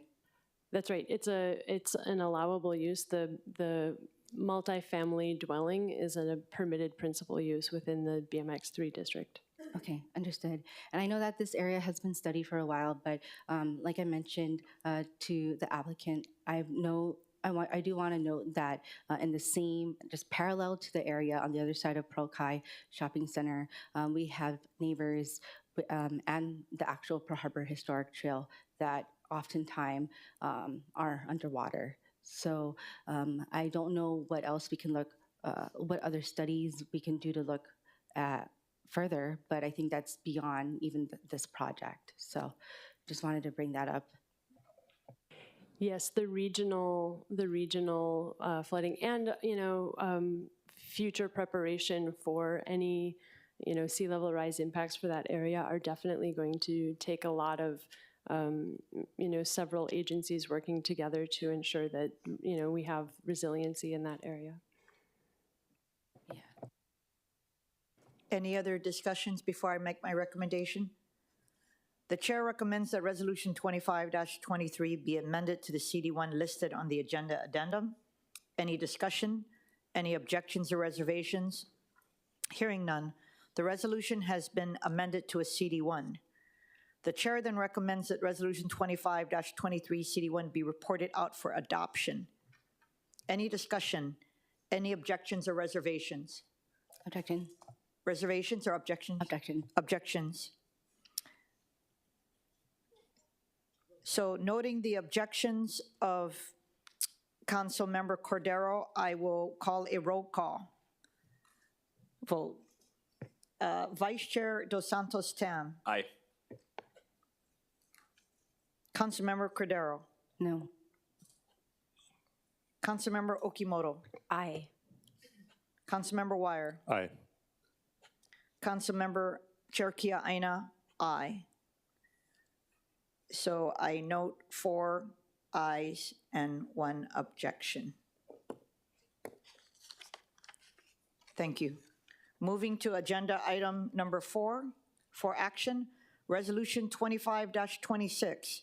This resolution authorizes pursuant to HRS Section 201H38 exemptions from certain requirements relating to the Hale o Lipoa Affordable Rental Housing Project on approximately 42,000 square feet of land, Zone BMX3, Community Business Mixed-Use District, and within the Aiea Pro City Transit Orient Development Special District, located at 98-150 Lipoa Place in Aiea, Oahu, and identified as tax map key 98014-021.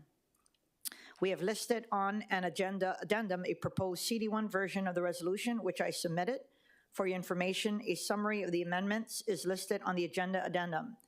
For transparency, I wanted to let everyone know that one amendment that is included in the CD1 version of the resolution, but was inadvertently not included in the summary sheet, is that the CD1 deletes the project's 201H application that was transmitted to the council by the Department of Planning and Permitting and accidentally attached to the resolution after Exhibit E4.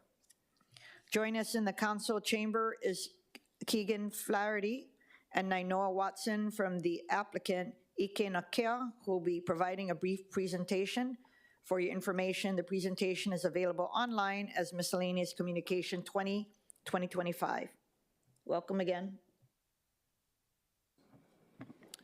Aloha Chair, Vice Chair, members of the committee, Council Chair Waters.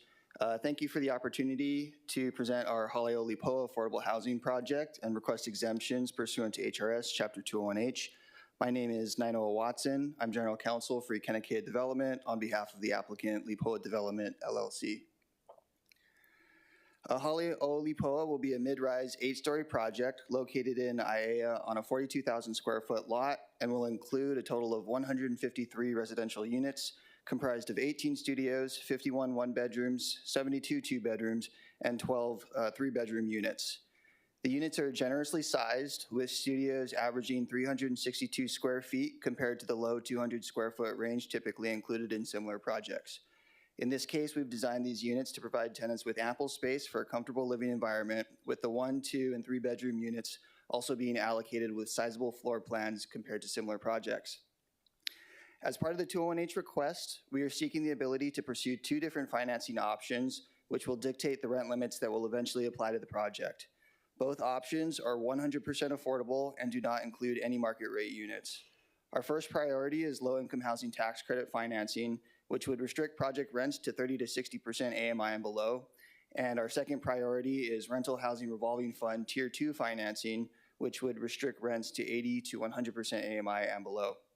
In both cases, these rent levels are set by HUD, and the 2024 rent ranges are indicated on the slide. We are planning to submit our tax credit application to HHFDC next month, with award announcements expected around July of this year. Rental housing revolving fund tier 2 financing isn't available every year, but we expect that it will likely be made available towards the end of this year. Both forms of financing are limited and extremely competitive, and if we aren't successful with our tax credit application, we plan to apply for the tier 2 financing when it's made available. The project has been thoughtfully designed to LEED Gold standards and includes a variety of sustainable design elements and amenities.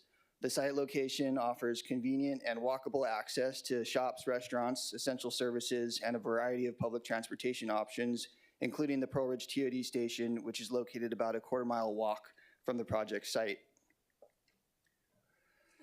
There will be 147 parking stalls between the ground and second floor, which is just under a 1-to-1 parking ratio compared to the 153 units in the project.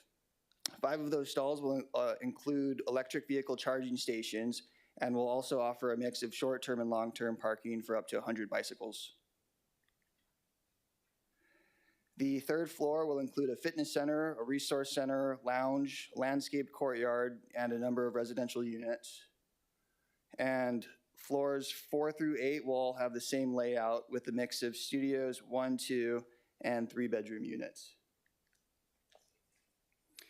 So we've conducted a robust public outreach campaign for this project, attending the IAEA Neighborhood Board 4 times, presenting at 3 meetings beginning in November 2023, 1 in 2024, and most recently this past Tuesday.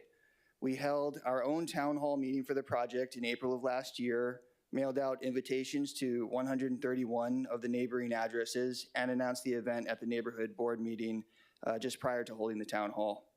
That same month, we also presented to the IAEA Community Association and subsequently went door to door to inform neighbors of the project and solicit feedback directly from members of the community. The resolution before committee today includes a number of fee waivers, deferrals, and exemptions to the LUO and TOD Special District for Haleʻolipoa. We are very grateful for all of our requests that have made it into the CD1 version of the resolution. These entitlements are a critical component in bringing much-needed affordable housing projects like this to fruition on Oahu.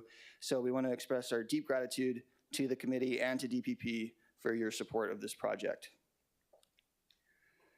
Our last slide shows the anticipated timeline of some of our key development milestones, subject to our success in obtaining financing. If our tax credit application is successful this year, this timeline could be accelerated to potentially finish towards the end of 2027. But this slide shows a relatively conservative timeline given where we currently are in the development process. And thank you again for the opportunity to present our project. I'm happy to answer any questions at this time. Thank you so much for your presentation, and thank you for your taking the time to come to my office to brief me. I do understand that you have made sure that the council member from the district was fully briefed. Before I go into questions, I just had one question and then I'll open it up to the other members. I understand that there are 6 existing 2-story apartment buildings on the project site with a total of 48 rental units, which were built in the early 70s, right, and they demolished. Can you explain the relocation? I know you guys mentioned it, I believe, in the previous presentation, the relocation assistance services you will be offering to the current tenants, which I understand is not required, and when the leases for the 48 rental units will expire? Yeah, so for this project, we aren't required to provide any tenant relocation services, but we are planning to voluntarily provide those services. We'll hire a third-party consultant to help the existing tenants find new housing. With respect to when their leases expire, that will, I can't say exactly when the leases actually expire, but in terms of like the construction start date, that will depend on our ability to obtain financing. So that'll kind of dictate when construction would start. But in addition to hiring a third-party consultant to help relocate them, we will be offering them priority for the new units once our project is built. So that process looks like prospective tenants can join a wait list, and there's a computerized lottery system. And our project management company has told us that we are able to prioritize people displaced by the project in that computer lottery system. So hopefully we'll be able to get them rehoused in a new building once it's built. I'm sorry, did I miss about the expiration of the leases? Do they have a certain time frame that they have to leave? No, not currently, because we don't have a construction start date yet. So I would assume they're all just standard leases subject to normal lease terms. I'm not sure if they're month to month or what the exact terms are currently. Okay, but potentially leases could extend beyond what the start date is. Most likely not. I would assume, yeah, that they would be at the most year-long leases that would renew month to month after the year. Okay, thank you. Members, any questions? Councilmember Wire. Thank you, Chair Malo, for all of the work you've done on this project. and appreciate the presentation and, you know, the breakdown when we're looking at the AMI and just the variety of units and who it's going to be serving in a TOD area. I'm so extremely grateful for that. I was more curious just at the parking number, how that was arrived at. I know there's been a lot of discussion about it, and was curious if that's a market demand or city requirement, and then maybe your thoughts on, you know, the implications of parking or no parking or less parking. So it wasn't a requirement for this site in particular. We're not required to provide any parking, but for our projects, we do try to do as close to a 1-to-1 parking ratio as we can. We think that's the optimal ratio right now for our projects. We received a lot of community feedback saying that 147 parking stalls was actually not enough parking, but it was basically the most amount of parking that we could afford to provide for the project. And we've had past projects where we've provided less than a 1-to-1 parking ratio. One project in particular where we provided 0.3 because we were encouraged to do that. And the feedback we got from prospective tenants that were looking at the building was they wanted parking. So it took us a little bit longer to lease up had we had the parking stalls. We eventually were 100% leased up, as we are for all of our projects, but it did take a little bit longer. So the demand is there right now. I think in the future, because we're in a TOD station, if we do see a drop in demand for parking, we could explore maybe repurposing the space that we're using for parking stalls into either additional common space or you know, we could maybe convert some of the existing common space in the building into additional housing units and then push the common space into the parking area. So we would be open to exploring something like that if we did see a drop in demand for parking. Yeah, no, that's great to hear. I think a lot of us are curious, you know, if how that demand will shift, because I think oftentimes you're right, like the neighborhood boards, the community are worried about increasing off-street parking and impacts on the neighbors. But with the investment we've been putting into TOD and, you know, the future development, I think the hope is we can get more folks onto public transportation. So appreciate the insight and the work you're doing. Mahalo, Chair. Councilmember Okimoto. Thank you, Chair. Good morning. I know, thank you for being here. I'm going to just continue with the questions that I had mistakenly asked previously. And it was, you know, relating to the current residents. So you mentioned that there are about 153 units and there are 48 currently, and that there is some kind of assistance to have them come back if they want to. But there are breakdowns here of the rental amounts. And so I know I asked Keegan earlier, but he said he wasn't sure. But I'm thinking you have to have some. Do you have an idea of what they're currently? Would these residents be able to afford the proposed rents that will be with the new building? I can't speak to the specific residents. I'm not sure what the building is currently charging for rents. It is unrestricted, so they are technically market rate units. And assuming the existing tenants would meet obviously there's two financing options, there's two different levels of rents.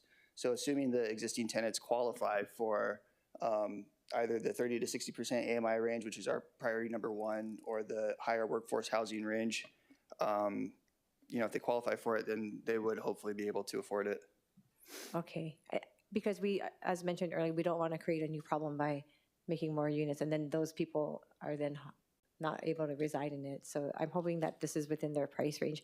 How is the structure of the building different? And we now will have about more than 3 times the current units. And I think these ones are just 2 stories right now, correct? Correct. So this new building will have how many stories, and how is that in accordance with, again, the height compared to the other buildings? So yeah, the current buildings are all 2 stories. Our project will be 8 stories, 90 feet high in total. And so it's zoned BMX3. Typically BMX3, the height limit would be 60 feet. This particular site, the height limit in the TOD station is 30 feet, but with the TOD entitlements, the height limit is actually 90 feet. So our proposed height limit is within what was contemplated in the TOD special district. And, you know, I think the idea was to increase the density, but not overly increase the density, to medium density related to the TOD station and development. And in your visits to the community, were they made aware that it would be a, you said it's nice, 6-story, 8-story building? 8 stories. 8-story Yep. compared to the current 2. They are aware of that? We've shown them all the same renderings. Okay. And, Thank you. Yep. And just to clarify, I know you mentioned, I know you said this number earlier, but I didn't hear it before I could write it down. How many EV stalls out of the 147 will be? 5. 5, okay. And how does that work? It's just whoever first come, first serve? That's not assigned to a certain unit then? It's just for them to use? Yeah, they'll be reserved for electric vehicles, but they won't be assigned to specific units, I don't think. Okay. Okay, thank you. Thank you, Chair. Councilmember Cordero. Thank you. Hi, Noah. Thank you for your presentation. I was just wondering, how were you able to determine which AMI levels you were going to be serving with this project? It's purely based on the financing mechanism. So for low-income housing tax credits, it's 60% below, and then Tier 2 is 80 to 100%. Okay. I guess that answers my question. I was going to ask if you did a market study for the area and the needs there. We have done a market study, and we're in the process of updating it for our upcoming tax credit application. But we see the demand there for both options. Mm-hmm. And I know I noted in the last resolution that it is a BMX 3 zone. The property is in a BMX 3, which would allow for commercial, right? And you know, I live in an apartment. I do wish that I had like a pharmacy like available downstairs or something, you know, and so there's that opportunity. So how were you able to decide to not have any ground floor commercial and keep it all units? Yeah, so you're right. The zoning does allow for mixed use, both residential and commercial. We wanted to stick with just residential for this particular project because, one, we wanted to maximize the amount of residential units that we could provide, I guess, responsibly provide for the area. And the surrounding area also already has a lot of retail and essential services like pharmacies and various kinds of shops and restaurants and schools. So all within walking distance of the project site. So we didn't think that we needed to provide any additional commercial because our tenants would already have ready access to it nearby. Understood. And my next question is also related to parking. I pass by that area, like behind it, coming from and towards Pearl Kai Shopping Center all the time. So I was wondering, well, I'm wondering if you know how many vacant stalls there are currently, because to me, in the evening, in the mornings even, and even in the middle of the day during lunch times, it seems that it's never all filled. And I'm there even like past 10 p.m. and they could be home already, right? So just looking at, I guess, the amount of parking, if we really are just giving too much parking. Vacant stalls for the current center? For the current,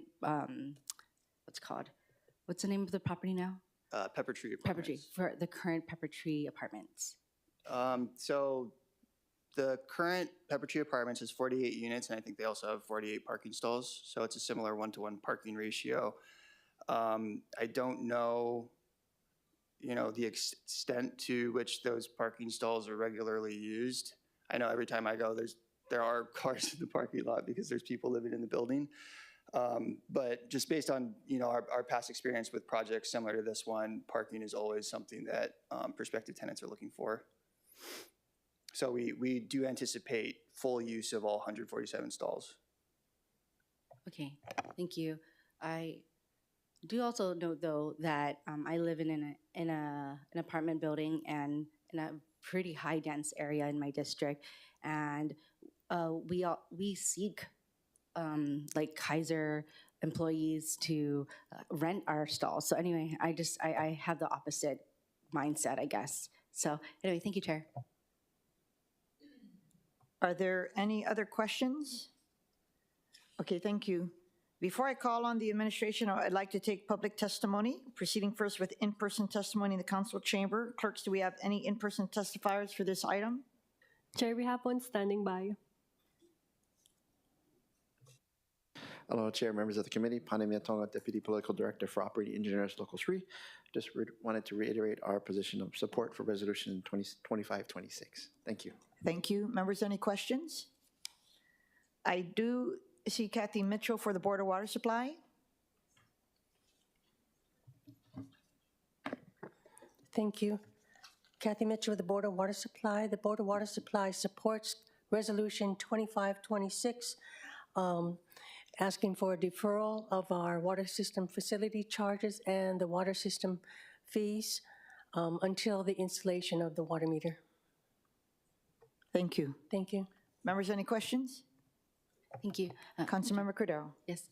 Hi, Kathy. Thank you very much for being here. I know that I mentioned in the previous resolution about my concerns relating to the flooding and impermeable surfaces that they are going to have, but and as well as the aging infrastructure underneath, like the pipes and the water main breaks that have happened more frequently in the past year. So I was wondering if we know that the additional units, you already said that you do support it because of the additional units will be able to support the capacity, but if we see that there is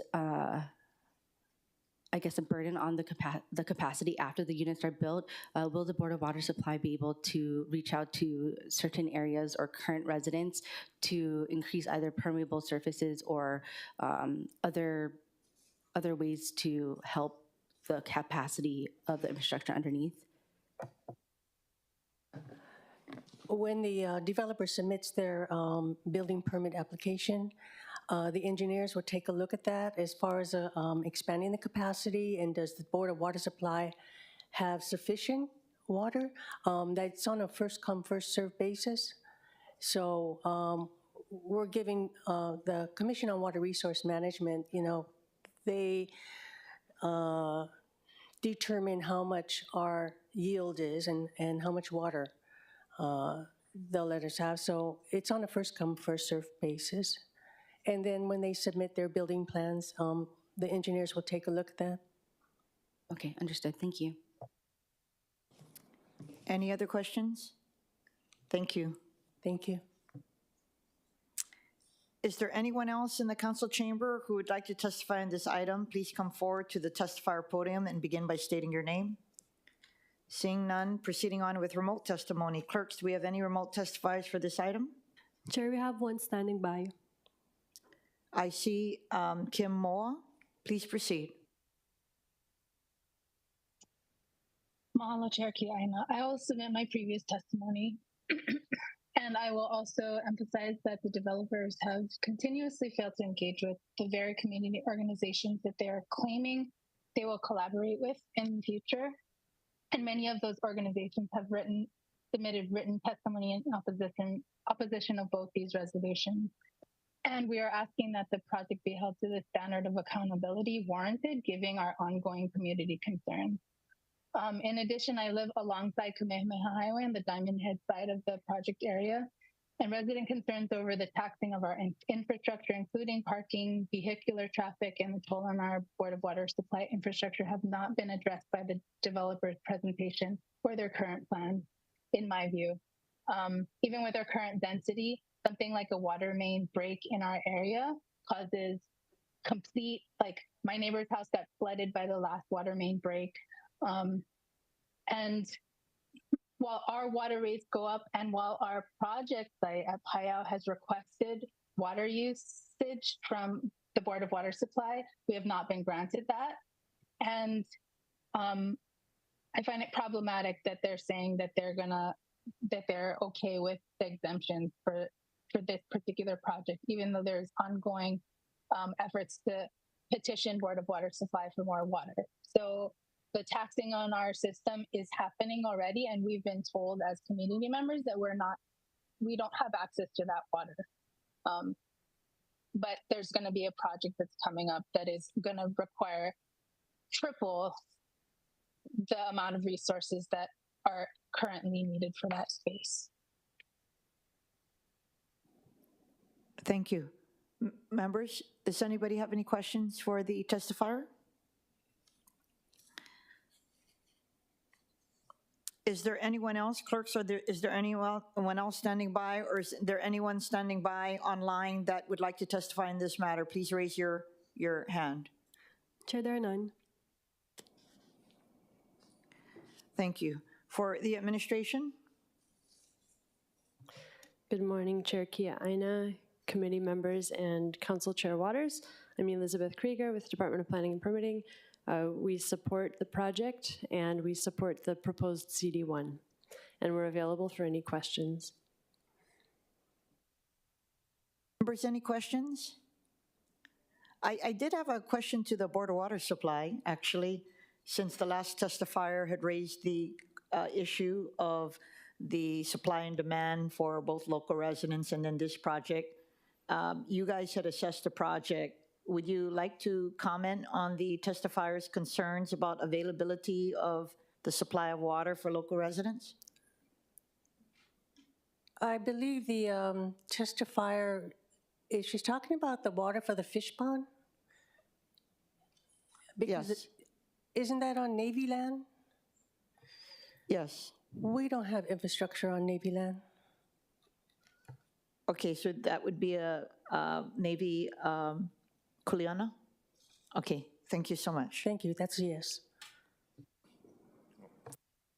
Members, are there any other questions for DPP before I make my recommendations? Is there any other questions or discussion by the members before I make my recommendations? The chair recommends that Resolution 25-26 be amended to the CD1 listed on the agenda addendum. Any discussion? Any objections or reservations? Hearing none, the resolution has been amended to the CD1. The chair then recommends that Resolution 25-26 CD1 be reported out for adoption.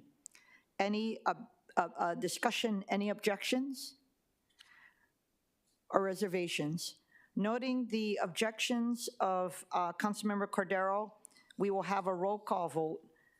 Vice Chair Dos Santos Tam. Aye. Councilmember Cordero. No. Councilmember Okimoto. Aye.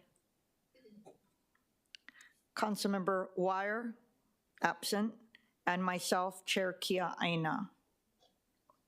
There are 3 ayes and 1 no. The motion carries. Before moving on to our informational briefing, I did want to make a comment since this is the first zoning committee hearing, for the next 2 years. As many of you know, this committee gets inundated with a lot of submissions, especially on special management area permits, as well as 201H projects, which have deadlines. For SMA projects, it's 60 days, and for 201H projects, they have 45 days. And so this is a message for agents, developers, and landowners who will be submitting projects. I just respectfully ask that you don't just wait around for your item to be agendized. You know that the clock will tick once DPP makes their determination and sends it over to the chair. And so instead of myself or others having to ask you to come and brief us, I highly recommend that you at least notify the council member of the district affected, as well as the zoning members, and just afford us more of an opportunity to hear more about your project. And that's all I ask. And before we move on to the informational briefing, I do know that there is a lot of interest in short-term rentals. Members, if you don't mind, I'd like to take a 5-minute break and we'll reconvene. Thank you.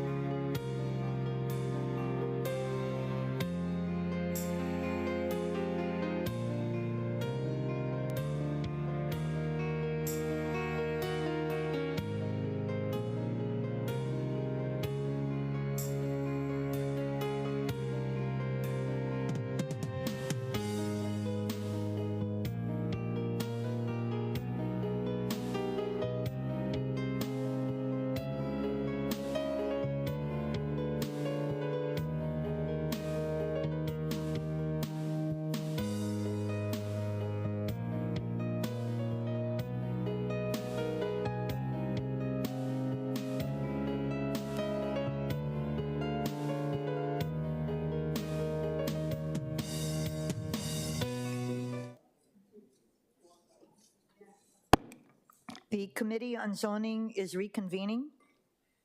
Moving to agenda item number 5, informational briefing. Update by the Department of Planning and Permitting on the status of enforcement efforts regarding transient vacation units and bed and breakfast homes.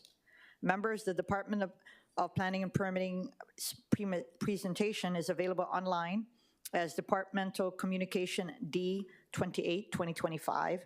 A copy of the presentation was distributed to each of you. I understand that we have available online the Director of Planning and Permitting, Don Takeuchi Apuna. Good morning, Director. Good morning, Chair and members of the committee. Dawn Apuna, Director of DPP.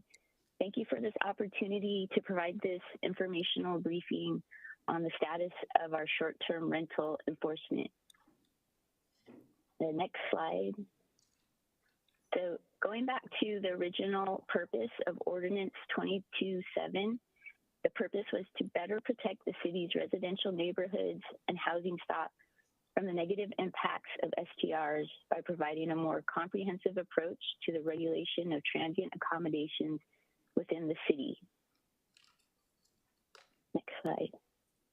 So just to give you an idea about our short-term rental program, we have what is called the Short-Term Rental Enforcement Branch, or STREB, and it is made up of the following.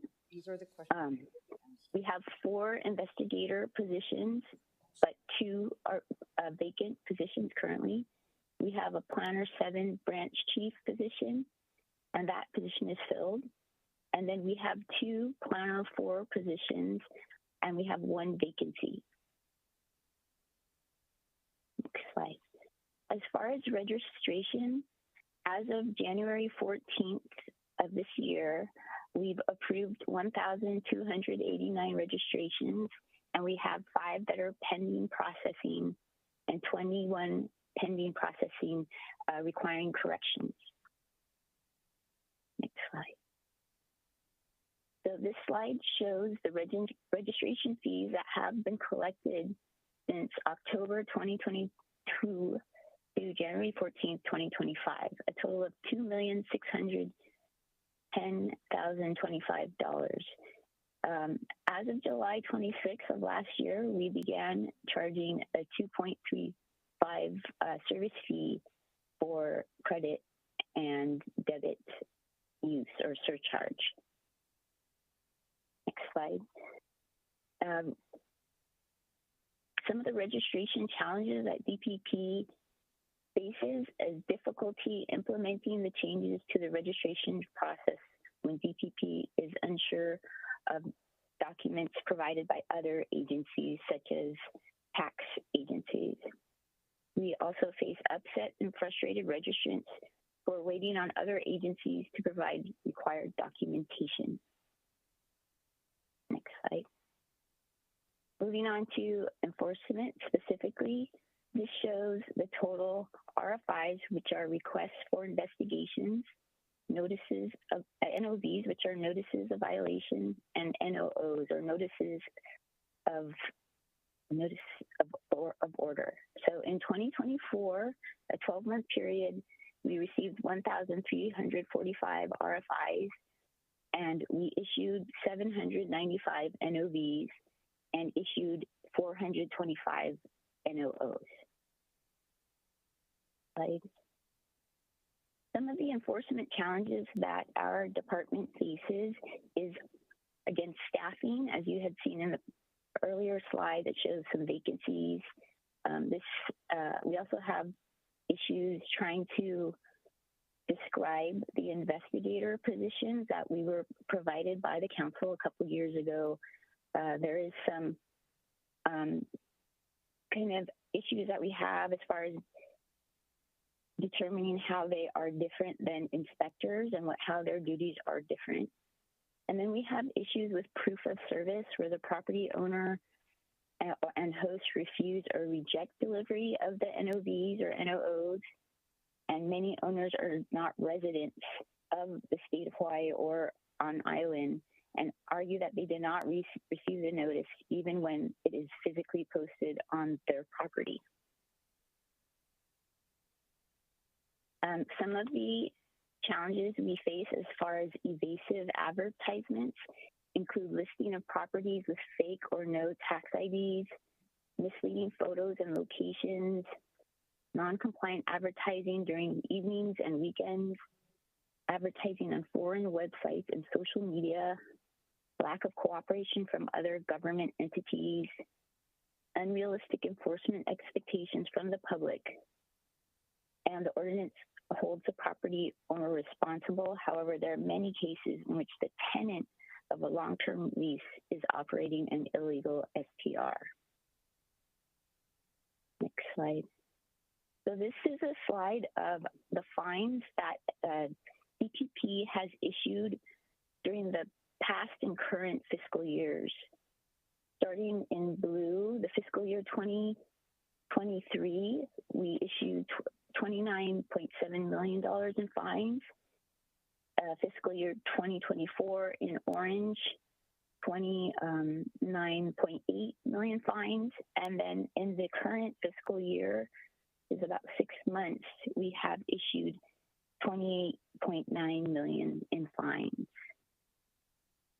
Next slide. And then this slide shows you fines issued by DPP by fiscal year as well. This is another representation of the same. But this graph is important because it shows you that in the current fiscal year, we are actually, even though it looks like a big gap, we're actually well above track in the previous 2 fiscal years for fine issuance for STRs. So we will probably issue a much greater amount in total for fiscal year 2025. Next slide.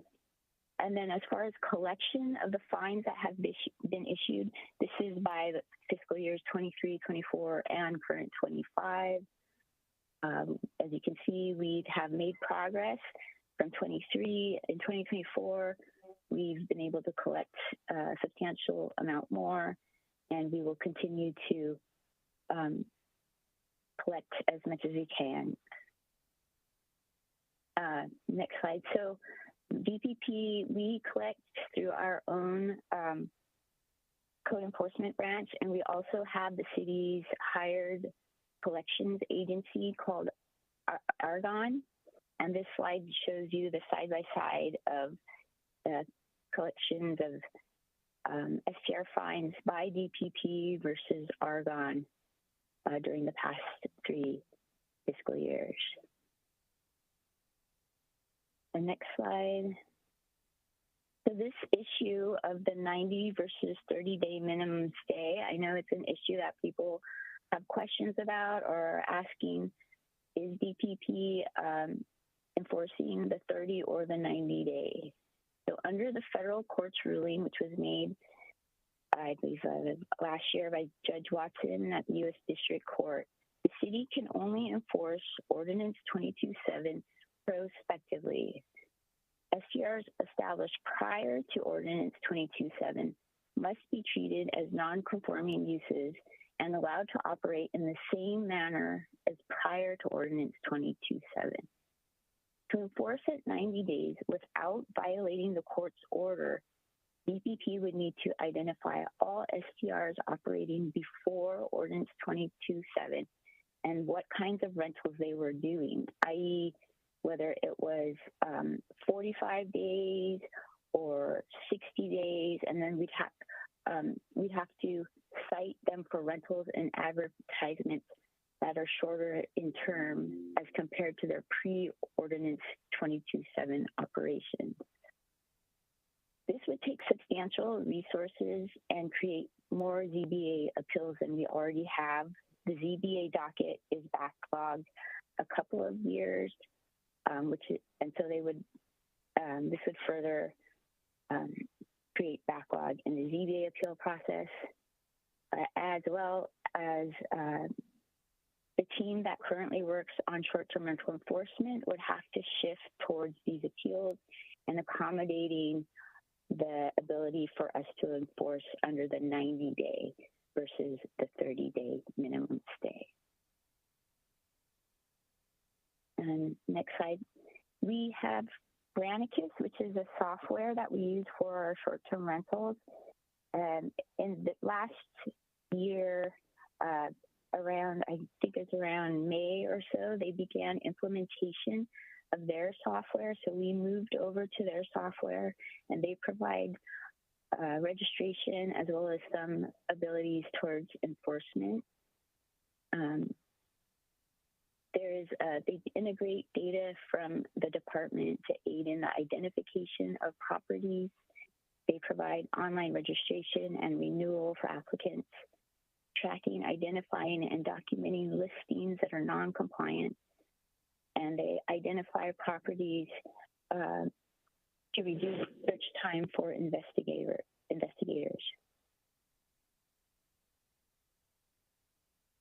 The next slide. I'm not sure if it's showing the I'm not sure if it's actually showing if we're done. But if it says Mahalo, then okay, it isn't. So this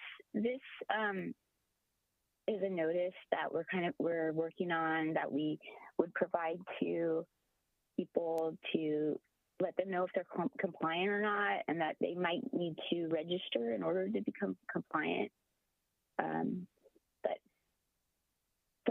So that's the end of my presentation. I'd like to add that we are working on administrative rules, and we will go through that process that would allow us to have the public comment on some of the interpretations of Ordinance 22.7. That should help smooth out registration and aspects of enforcement.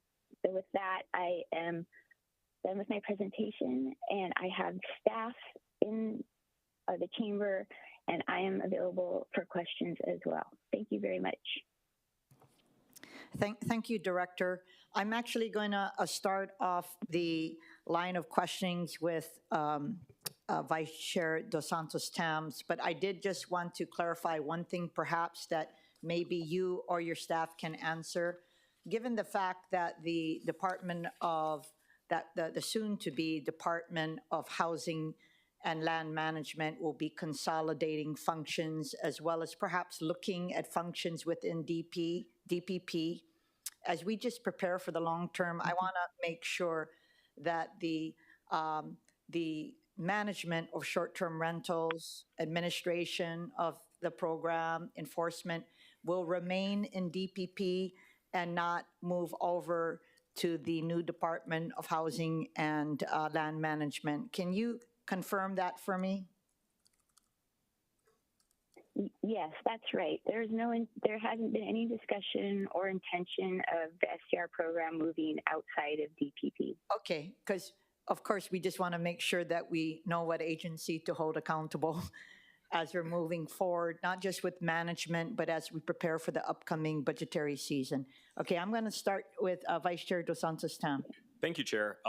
First, to frame my set of questions, I want to note for the record that DPP's overall budget is about $30 million, plus or minus, each year. That's how much it costs to run this department, to keep the lights on in the Fosse building, to scan all the records and do all those other things.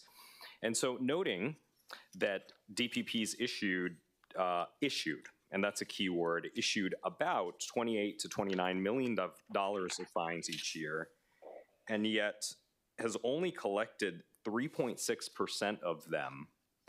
What can we do as the council to help DPP meaningfully collect these fines, and perhaps it means taking these folks to court? Are there measures or ideas that you can offer to us rather than just identifying that some of these folks are evasive to make this easier? I want to collect a little bit more of this money. Thank you, Councilmember. We agree. We want to be able to capture all of this money. Part of it is our capacity, but as you can see, the difficulty is in being able to fill those vacancies let alone adding additional positions. But I think being able to really describe these positions as investigators versus inspectors, that has been a stumbling block for us for a while.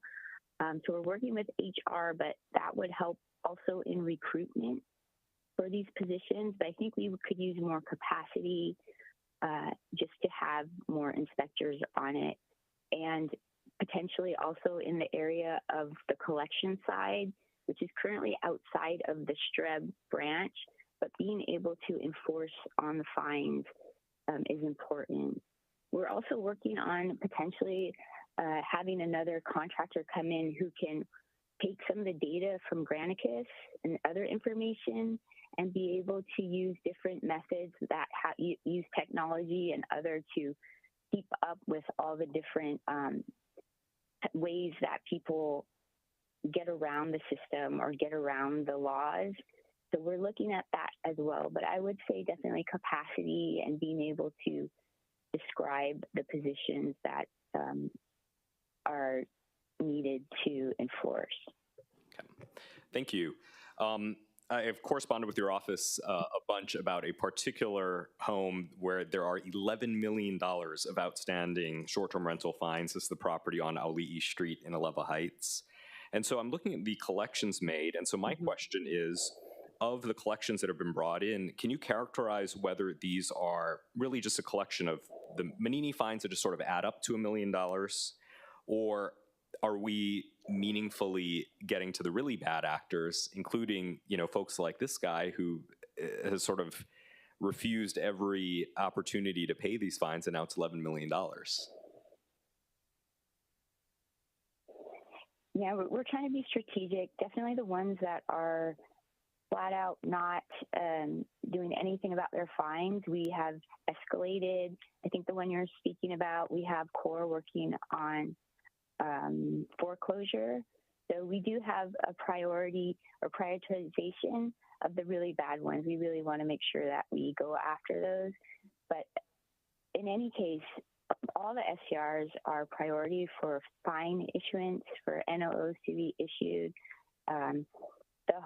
There's a lot of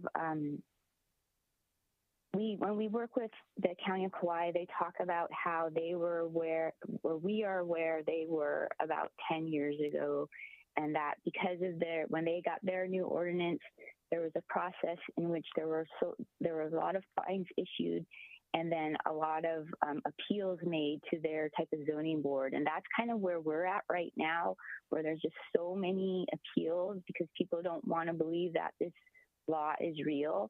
But as we win all these appeals, 100% of the time, it's the word's getting out that, these are real violations. You need to stop what you're doing.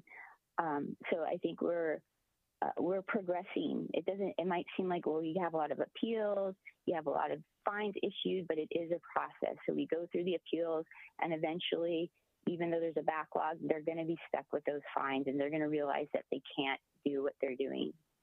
Okay, and then I have one last question, and then before I'll turn over my time. Speaking of the appeals process, knowing that there's a backlog at the Zoning Board of Appeals through, I want to say, the end of 2027, would DPP support a charter change to create multiple zoning boards of appeals, akin to how we do multiple real property review boards to handle the huge volume of real property appeals that come in year after year?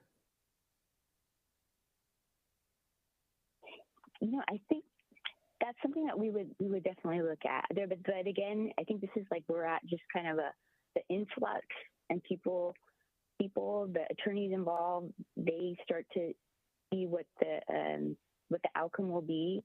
And from what I understand, attorneys will tell clients, like, the appeal is not even worth it. Like, you should just stop what you're doing, pay the fine. So it might just be at this moment, there's a lot and it's going to go down. But we are looking at ways that we could kind of process things faster. So I think we're open to looking at that. I just don't know if we'll be able to set that up in time before, hopefully, the big bump comes down and we have a more normal appeals time. Yeah, thank you. Thank you, Vice Chair. Before we move to Chair Waters, I did want to make a note, Director, with regard to your, as a follow-up to the Vice Chair, with regard to your contractor versus DPP in the effectiveness of collecting. I got to tell you, your contractor is not doing a good job, right? Normally you bring a contractor to help supplement DPP's efforts. I'm sorry, so I'm just looking at the chart. I mean, I think it's, okay. I'm sorry, let me finish first. Yeah. I'm looking at the chart. Yeah, I think those numbers, sorry.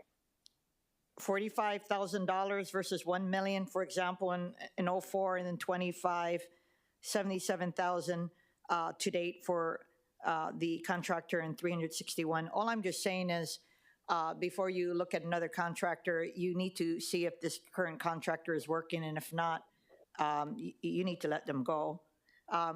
Second, you know, when we have problems with our bills, we get reported to collection agencies. You know that, right? And it's a tool to get people to comply. And so I just want to make sure that all of these violators who are not paying, that they are reported to all of the major national collection agencies. Are you guys doing that? So we're just using Argonne. I don't know if we necessarily have the ability to report them to other agencies than the one that we have on contract. And actually, I think that, you know, this chart, it's somewhat misleading in that what we refer to Argonne isn't just STRs, you know, so they are doing other work outside of that would add up to probably more than the orange that's shown here. But they are good in being able to really take 100% of their time to go after some of these cases, but each one is different, you know, whether it's like how the evidence is set up. Yeah. Some of them want to settle, or they're stuck in VBA. So I wouldn't say that this is necessarily saying that they're not doing as well as DPP. They're doing different things for DPP as well. That would make it a lesser amount. But I understand that. Yes, but just based on your charts, it's very unimpressive. Just based on your charts, very unimpressive. But separate from that, I just want to make sure that they're acting like a collection agencies, and all collection agencies have this part of reporting. So I'm just saying that I don't see why any violator doesn't get treated like an individual when they're behind on their payments. That's all I wanted to make. I wanted to actually move forward to Chair Waters. Thank you so much. You know, I'm happy to hear that we are making progress, and I really do appreciate that, because that's really what the public was asking us for. You know, just to follow up on a few things that you mentioned, Chair Kiaʻāina, you know, the judiciary at the state of Hawaii, if you don't pay your parking fine, you get referred to a collection agency, and you can't register your car if you don't pay your fine. And it might be something worthwhile looking at, and to the extent, Director, if you need legislation to help do that, I'm happy to work with you. But may I ask, how much do we currently pay our Argonne, the third-party agency? Thank you, Chair. So actually we don't pay them anything directly. It's when they are able to collect, they get a small percentage of that collection. So there's no contracted fee that we're paying outside of when they recover, then they get a percentage. I see. And then additionally, we do also have the ability to put a hold on car registrations and driver's licenses. So we do that as well, and that seems to work. People seem to perk up when they go to the DMV and they're not able to register their car, et cetera. Maybe at some point you can explain how that process works. I would be interested to learn that. But you know, we have 4 investigator positions with 2 vacancies. You mentioned a little bit about having a problem hiring for these positions. One of the things I thought of initially was perhaps providing more positions, but if we can't fill them, that's not going to help. Can you explain why we're unable to fill these very important investigator positions? I think part of it is it's a unique position, and these are probably the most, their job is very challenging. It's unlike the other inspector positions that we have where you go and you check that a building is to building code. You're dealing with people that are just trying to get around the laws. They're very sneaky. They don't want to answer questions. So I don't know if that's part of it. It's very challenging in that sense. And then overall, which is something that we're working on, like we need to raise the salaries of all of our inspectors and our investigators. That's something we're working on. But yeah, it's very difficult to hire in general, I think. But this position is unique in certain aspects.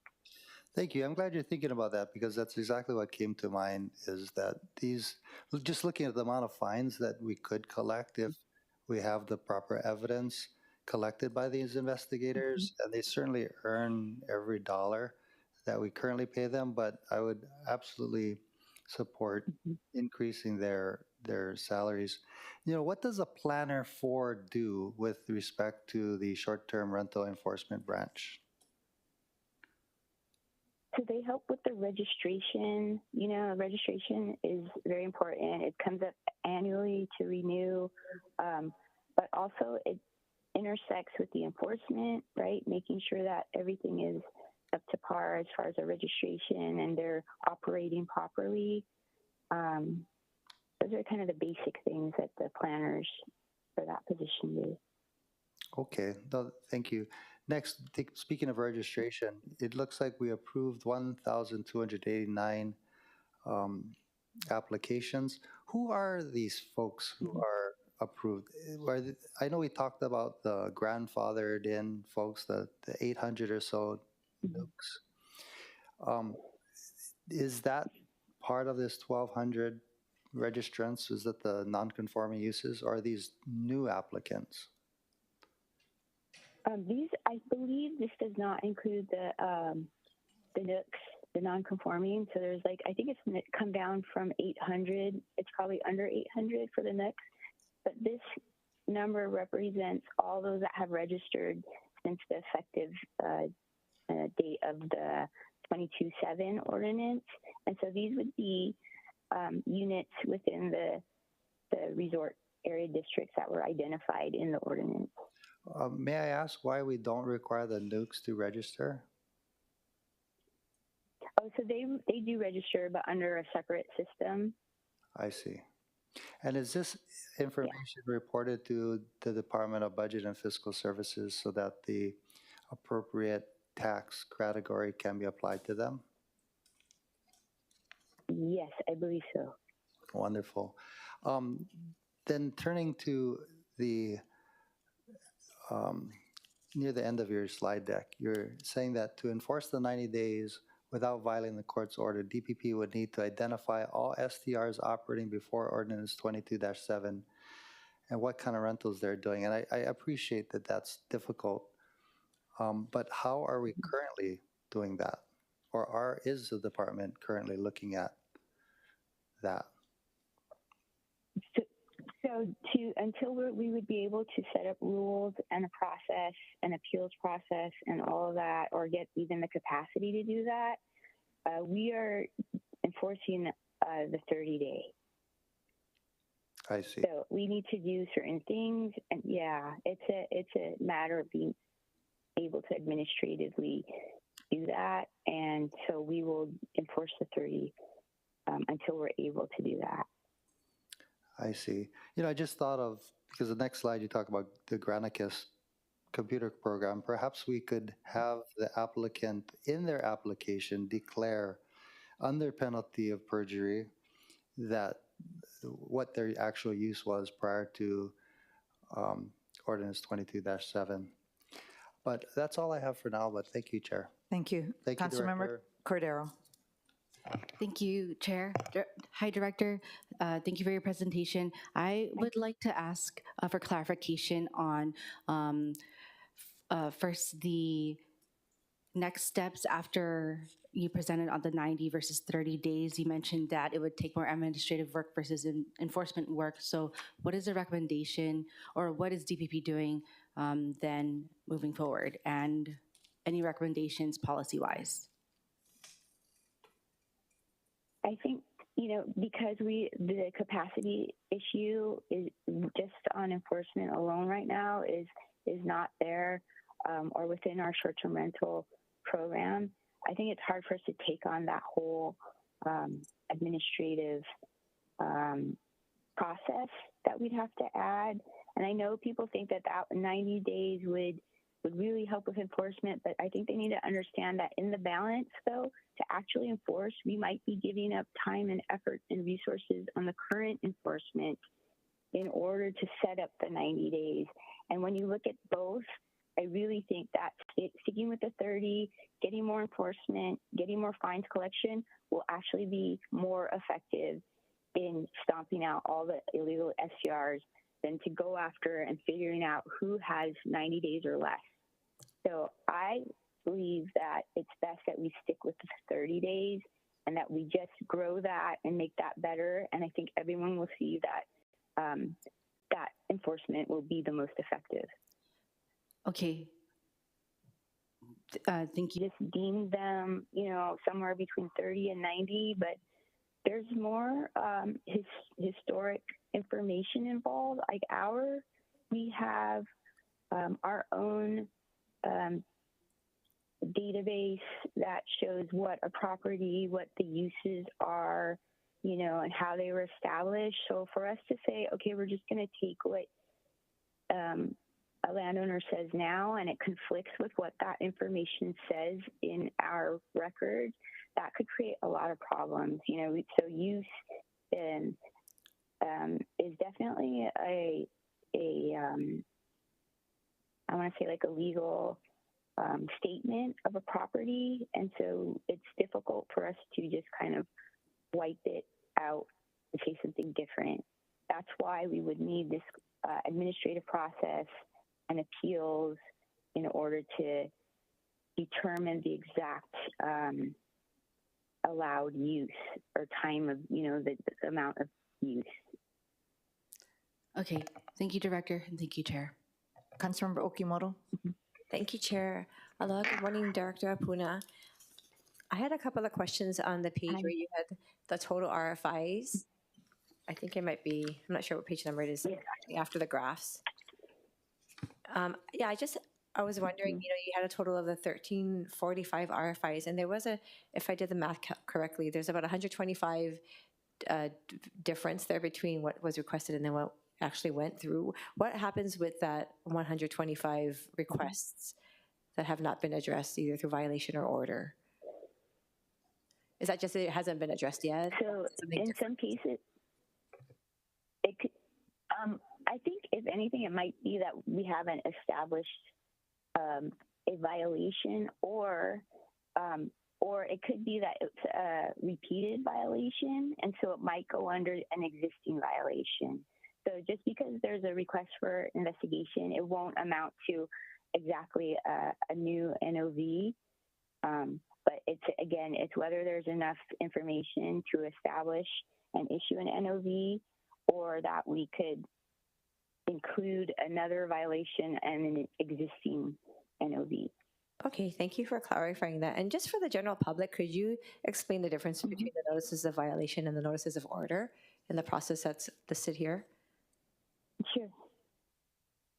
So the notice of violation is when we let it's a notice to the owner that they are in violation of, for instance, a short-term rental law.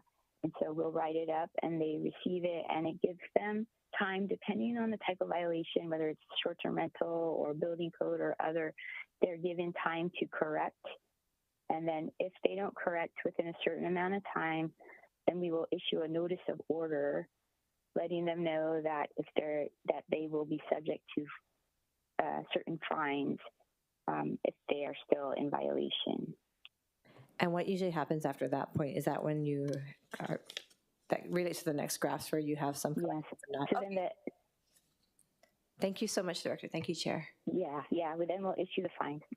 Councilmember Wire.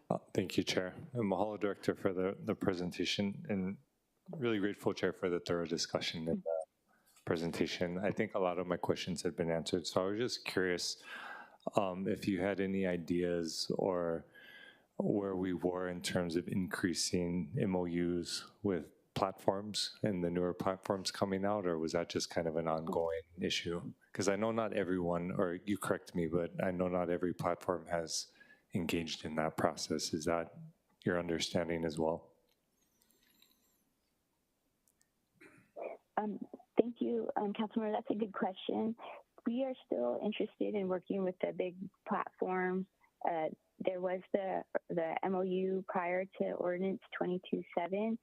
There's just a lot of things that we need to get lined up in order to kind of negotiate the terms of that. I think a lot of things have changed since then, but we are absolutely want to partner with the platforms. And so we will pursue that. I think there's, rulemaking and other things that we want to do first, but that is definitely in our sights. Okay, so I'm hearing you're saying rulemaking would be, because I know we have certain MOUs, right, already executed with a few of the platforms. Is that true, or? Yeah, yeah, definitely for the big ones. Okay. But then,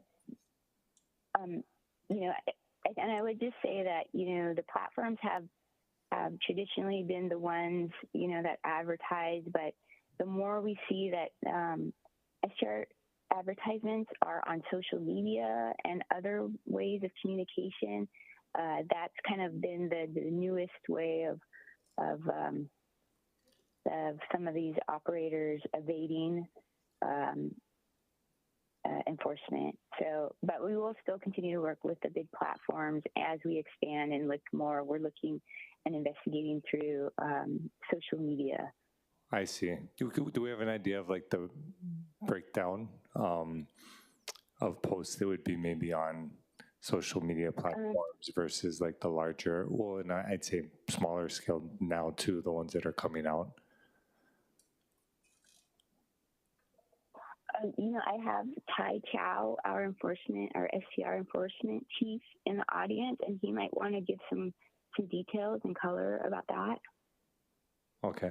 Yeah, I mean, only if I'll appreciate the info. And as you're coming up, just note, I think really my only thoughts or questions were, one, of course, the amendments that would, I'm assuming you're in conversations on to amend the current MOUs that exist with the existing platforms. And then the second question was just, we have these new platforms coming out. But I guess the question for you, and thank you for being here, was just, are we seeing a mass transition over to more like Facebook type posts, or there's still a lot on these larger, or I guess specific platforms that are for rentals or vacation rentals?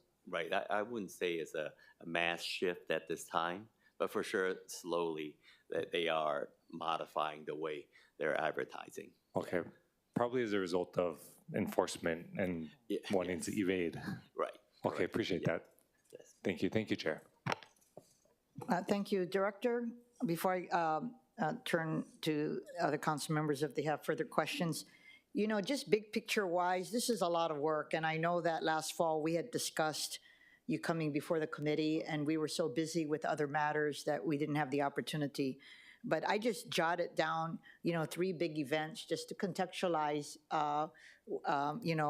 what we had before and where we're going, because I think as we grapple with these actions and how you're trying to administer the 90-day requirement, I think we all have to be on the same page, because otherwise you're going to be perpetually stuck at the 30 days, which you are enforcing, whereas the law that we passed in 2022 requires the 90 days. So of course we had 2022 ordinance, right, that required the 90 days. Then we had Judge Watson's ruling, which said that we had to grandfather everyone up until that time frame, correct? And then we had in 2024, Act 17, which allowed the county to be able to amortize or phase out short-term rentals. And so I think we need to just remember these larger actions as we determine a strategy, because I think that your current enforcement is unsustainable, and you need to determine a way, whether it be not just beefing up your staff or with external parties to get the job done, right? Because I hope you guys, so just some basic questions. So post Judge Watson's ruling, are you allowing new short-term rentals to come in existence? To register? Are you allowing them? Yes. And I'm just wondering whether we should evaluate that, because your time should be better spent to try to enforce those that were grandfathered, because those are the ones that you seem to say is backlogging the system. And I feel that you guys don't have that under control.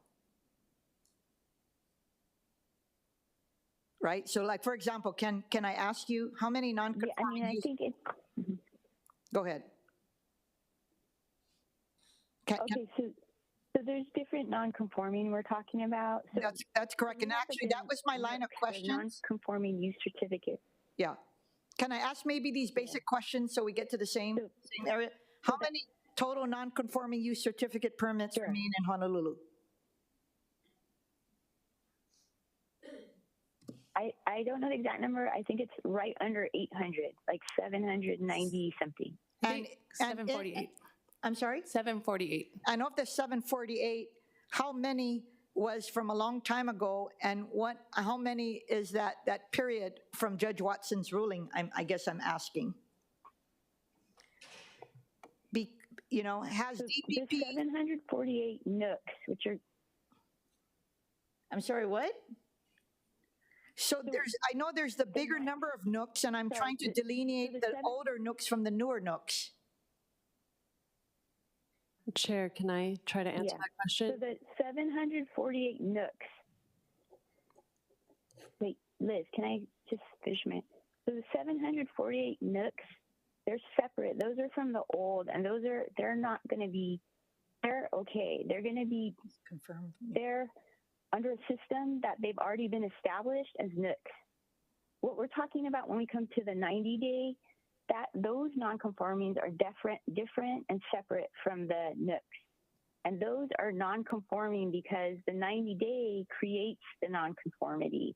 And then the process that we're talking about that we'd have to set up is to establish those non-conformities based on property owners claiming that things are they're non-conforming, and so we need that whole appeals process that would establish that. But that's completely separate from the 748. So you answered my question. That number is on the 90-day.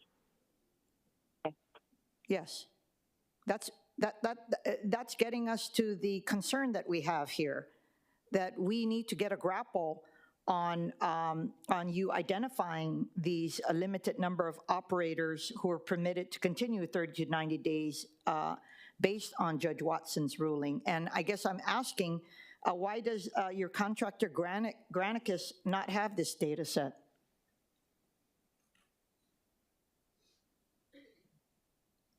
Because it's based on if a landowner comes forward and says, I have a non-conforming of 45 days.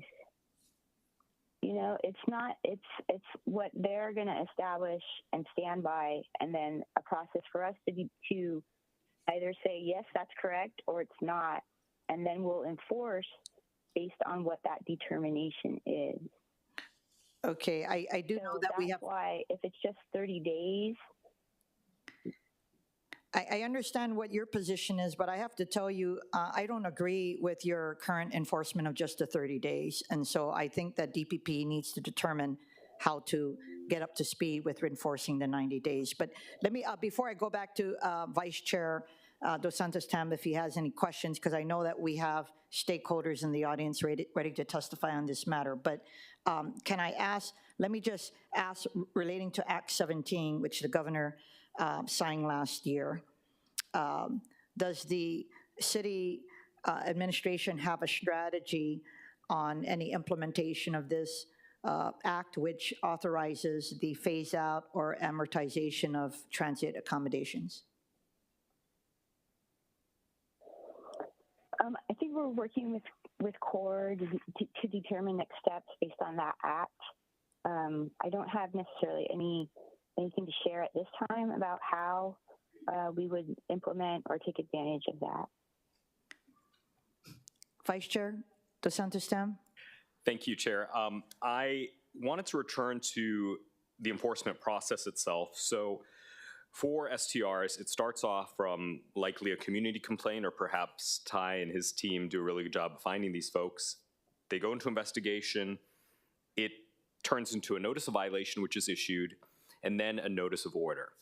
And based on the 2024 issuances, it looks like of the 1,345 RFIs, 59% of them turned into notices of violation. And so, and of that 59%, of the 795, about half, in fact more than half, turned into notices of order. And I'm assuming this is because the people receiving the violations did not comply in a timely way. Is that an accurate characterization? Yeah, I think so. And so, and that some actually do comply. Once, at different phases of that, maybe when they get the NOO, then they comply, or the NOV, then they comply, so it doesn't go to NOO. Okay, right, because we want compliance, obviously, but for the 425 notices of order, what's the resolution rate of those notices of order? Or are they just sitting there and continuing to do this, which obviously we don't want? How can you characterize that for us? I think it's a mixed bag. I think we'd have to look more closely at what's going on, but whether it goes to CORE for foreclosure or to the collections agency, which, there was some discussion prior, but I know that when people hear that it's a collections agency and not the city coming after them, we do get some better response. So it's a mixed bag. How we at that point past the NOO, what we need to do, I think we can get more information about exactly what's happening then and how we would better enforce on that or collect. Okay, thank you. Chair, I don't have any more questions for myself for Director Apuna, but I do have a question for Corporation Counsel when it's appropriate. If you don't mind, let's proceed with that before I go to testimony. Counsel? For Corporation Counsel, earlier in the hearing, it was mentioned that there's some issue in Corporation Counsel about proceeding with foreclosure in the instances where there's just serial violators whose fines keep racking up. What are the obstacles within Corporation Counsel to proceeding to foreclosure proceedings? And what can we do as the council to help facilitate this? When the request for foreclosure comes over, the deputy would do the proper investigation to determine whether the notice of violation was properly served, whether the notice of order was properly served, and then there is a property search requirement, and that does take a while because our office does not do that property search. Because we have to name the property owners, all property owners, to foreclose, and then of course to filing the complaint. Okay. So that is the procedure. So based on that, and if you could identify yourself for the record, I'm sorry, Dwayne Pang, Deputy Corporation Counsel. So based on that, who conducts the property search? I think we send it to DDC Land Division. Yeah. So it sounds like there's many agencies that are involved with these very complicated serial violators, and maybe it's worth looking into how all of these departments fit together to make sure this happens. I I would love nothing more than for some of these serial violators to really meaningfully get a wake-up call. And sometimes that means a threat of foreclosure or the actual foreclosure if they're just flouting the law. But there are other remedies prior to getting to core. I mean, driver's license, vehicle registration restrictions. And then if we were, I guess, does Corporation Counsel have the capacity if more notices of order were to escalate to take on perhaps multiple proceedings like this? That's really for my boss to say about capacity, but a couple of years ago, the chair did grant us 2 additional positions to do some of this work, and they are very busy. And with respect to some of the notice of violations, many of them are not finalized, so we can't move on them because they're at the Zoning Board of Appeals. They're through the appeals process. I think unusually, the last 2 years, unusually high number of Zoning Board of Appeal cases. And I thank you for bringing that up. And I think that's exactly why I was asking about the Zoning Board of Appeals issue earlier, because what I see a pattern, and I don't know how many violators are doing this, but I think they realize that they're not going to get a hearing till 2027, 2028. They're going to submit their appeal, they're going to sit for 2 or 3 years, and they can continue to do short-term rentals because they're never going to see the inside of the Zoning Board of Appeals room. And based on that, they're never going to get a foreclosure hearing until that happens. And so right now, this guy who's violating up in my district or anybody else's district knows that nothing's going to happen to him for till 2027, and then after that, foreclosure proceedings, which take a long time, it could be till 2030, 2031. And in the meantime, he can make $100,000, $200,000, $300,000 a year renting out his place. That's crazy. I don't want to. That wasn't a question, yeah, but thank you. Vice Chair, are you finished with your, okay, thank you so much. I'd like to move to public testimony. Proceeding first with in-person testimony in the chamber. Clerks, do we have any in-person testifiers for this item? Chair, we have a few standing by. Okay, I'd like to call up Ivan Louis Kwan first. Thank you for being patient. I saw you from the beginning of the hearing. Mahalo.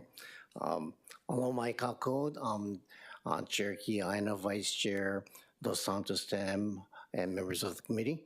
My name is Ivan Louis Kwan. I represent the Hawaii Hotel Alliance. I've provided written testimony. My written testimony relates to the minimum rental period of 90 days for short-term rental. The minimum rental period of 90 days for short-term rental was the subject of federal court litigation, was also the subject of state legislation in last year's legislative session. In the federal court in December 2023, Judge Watson ruled that the rentals of 30 days through 89 days in Honolulu short-term rental ordinance were illegal. The ruling was based on Judge Watson's interpretation of Hawaii Revised Statute 46-4. Hawaii Revised Statute 46-4 is a statute through which the state grants zoning powers to the counties. As we know, the counties are creatures of the state, and so in this statute, the state grants zoning powers. May I continue? Yes, you can continue. The critical part of Judge Watson's interpretation was that the short-term rentals are residential uses. The Hawaii State Legislature in last year's legislative session clarified Judge Watson's interpretation of Hawaii Revised Statutes 46-4. The state legislature stated that short-term rentals are transient accommodations, and transient accommodations are not residential uses. Accordingly, short-term rentals may be phased out or amortized in any zoning district. So what Act 17 did is legally allows a Honolulu short-term rental ordinance specifically to have a minimum rental period of 90 days for short-term rentals. What I'd like to say also is, we've been working with a number of counties on short-term rental enforcement, And so we've had discussions with a consultant for Granicus.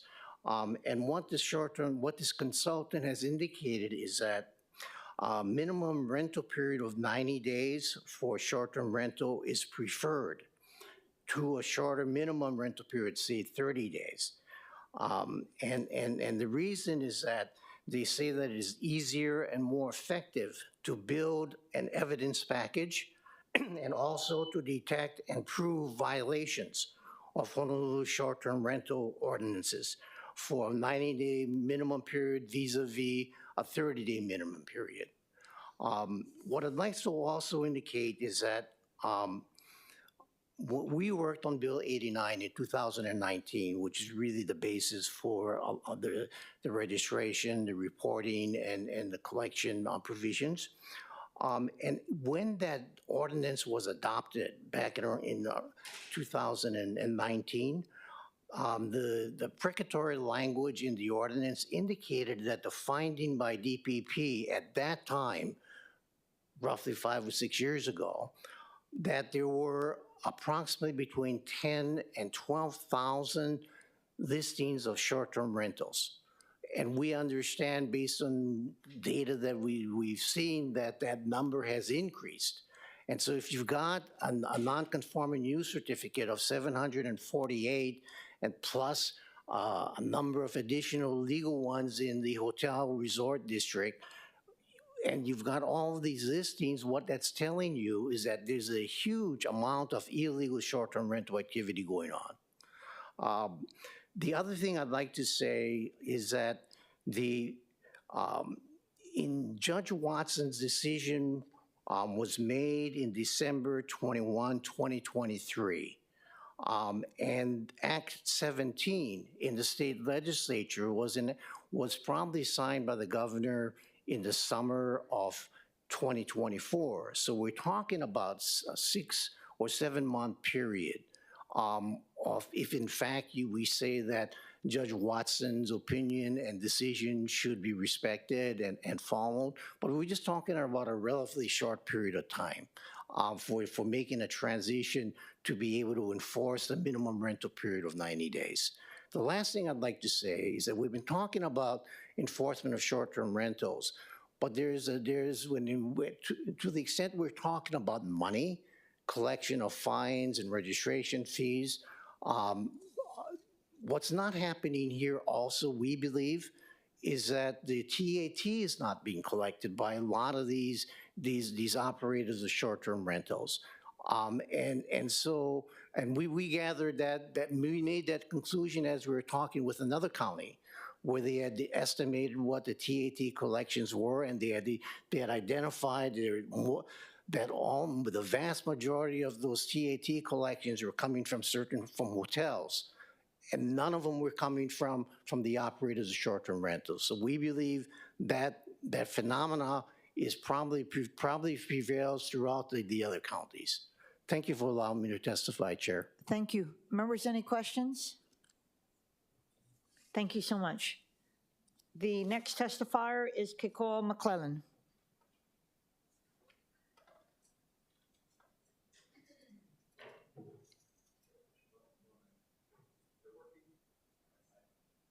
It's not green yet. There we go. Aloha, Chair, Vice Chair, members of the Zoning Committee. Thank you for receiving my testimony. I did provide a very colorful PowerPoint for you folks to review. Rather than look at that, I'd like to just wrap on a few things that I heard today. In our work on short-term rental enforcement, and for the record, Kekoa McClellan representing the American Hotel and Lodging Association, we've been all around Hawaii, all around the country, all around the world looking at short-term rental models that work and that don't work. And I often hear the beautiful Garden Isle referenced as a model for short-term rental enforcement. And we would be mistaken to think that Kauai has nailed their short-term rental problem. If you look at the UHERA report, which I referenced in my testimony but did not call out Kauai specifically, 14% of all residential units in the county of Kauai are being operated as full-time short-term rentals. I don't mean that facetiously. 14% of all residentially zoned properties are not being used for people. May I continue, Chair? Yes, you can. Are not being used by residents of the county of Kauai. Kauai simply has a higher tolerance for short-term rental activity than we do here in Honolulu with an exacerbated housing crisis. And on Kauai, in this same report, you'll find that in traditionally Native Hawaiian communities, the incidence of short-term rental use is even higher, not by Native Hawaiian. Kapa'a, for example, it's some 21% of all those housing units are being used as full-time short-term rentals. The vast majority of them non-resident whole home owners. So I want to debunk that theory that we can just look at what Kauai is doing, because they are doing some things well. One of the things that they did do was to join a coalition of nonprofit affordable housing and industry advocates to go to the legislature and ask for Act 17 to be passed in 2024. And as Mr. Louis Kwan mentioned, that bill was designed specifically by the legislature to empower counties to phase out short-term rental uses and to define a short-term rental use as a non-residential use. And words matter, and they matter because that language was designed with Judge Watson's decision in December of 2023 in mind. Translation: because of Act 17, the Department of Planning and Permitting can and should enforce the 90-day definition of short-term rental categorically here in Honolulu. Speaking of the 90-day definition, respectfully, in 2022, the council asserted that definition of short-term rental, and it was signed into law by the mayor. In December of 2023, Judge Watson said, if you were operating a rental of 30 to 90 days, then you may, if you were doing it appropriately at that time, continue to do that. We have had over a year to quantify who and what and how many rentals were doing just that activity. And DPP should be able to find that information with relative ease because you simply put it on the applicant. So I think that's one really important thing to call out. And as we, thank you, Councilmember Wire, for talking about MOUs. If you rightly recalled, the city did enter under a different administration into an MOU with a platform. And immediately, as we found out, the platform did not comply with the terms of that agreement. And that's why in our ordinance, we compel platforms to provide information requisite to enforcement. So DPP doesn't need an MOU, and we shouldn't enter an MOU with any platform because they got to give us the information that we ask for to enforce anyway.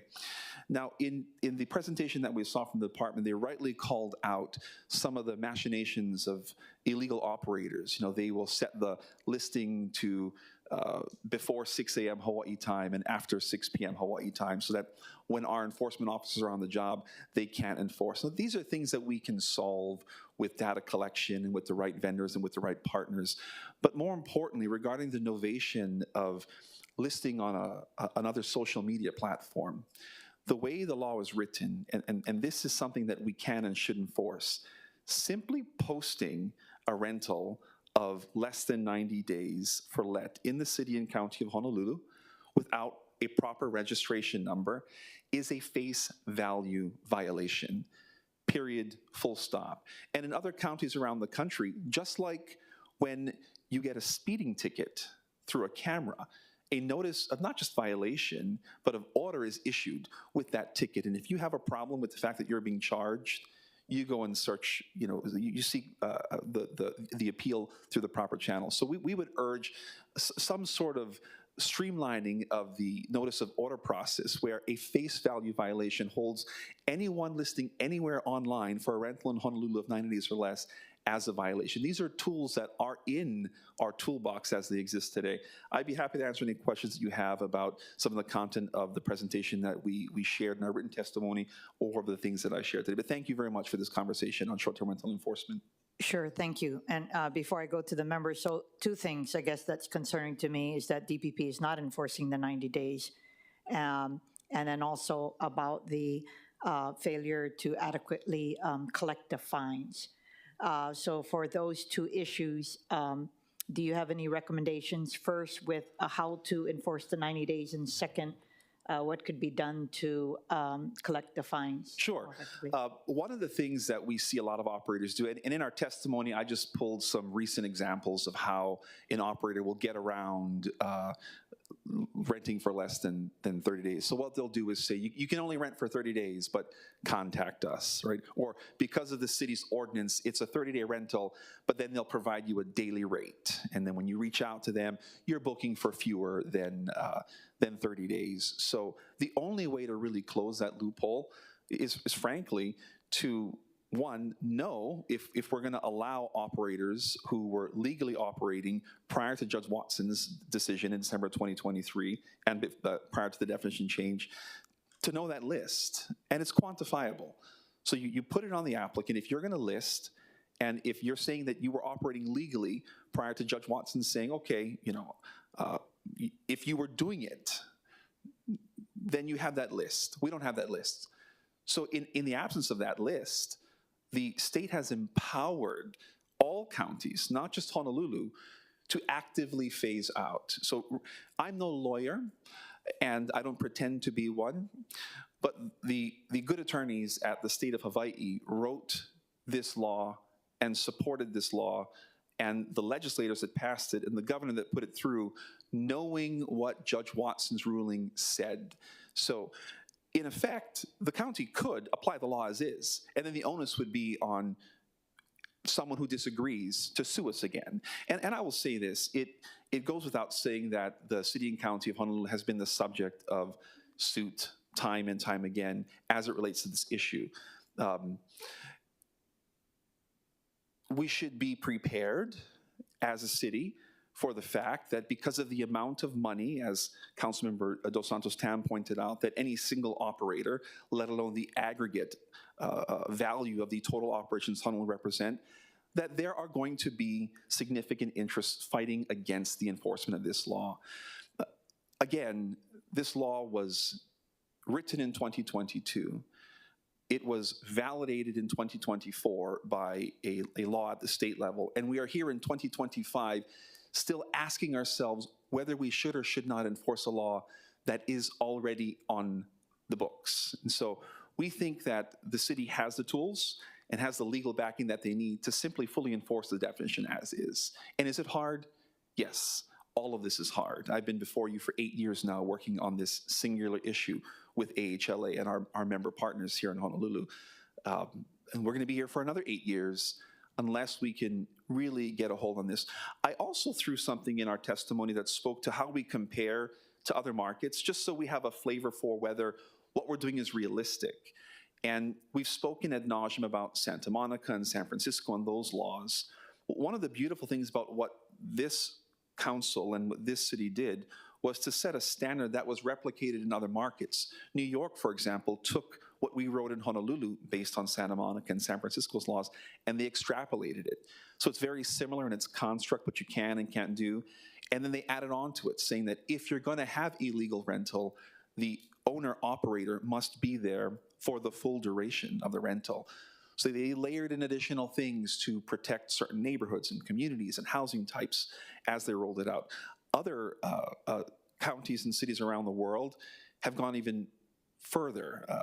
Barcelona is getting rid of them altogether, right? They're getting rid of all short-term rentals effective 2029. They said we can't handle this anymore. And in our conversations with the Vice Mayor of London, similarly, they're grappling with a housing crisis. And so really just enforcing the laws we have on the books, Councilmember, is the way to go. Thank you.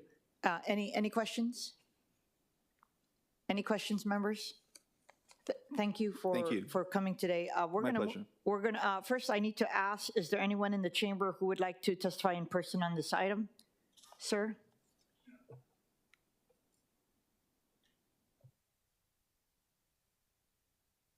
It's on. I guess it's on. I say hi, everyone. Thanks for holding this hearing. This is very informational.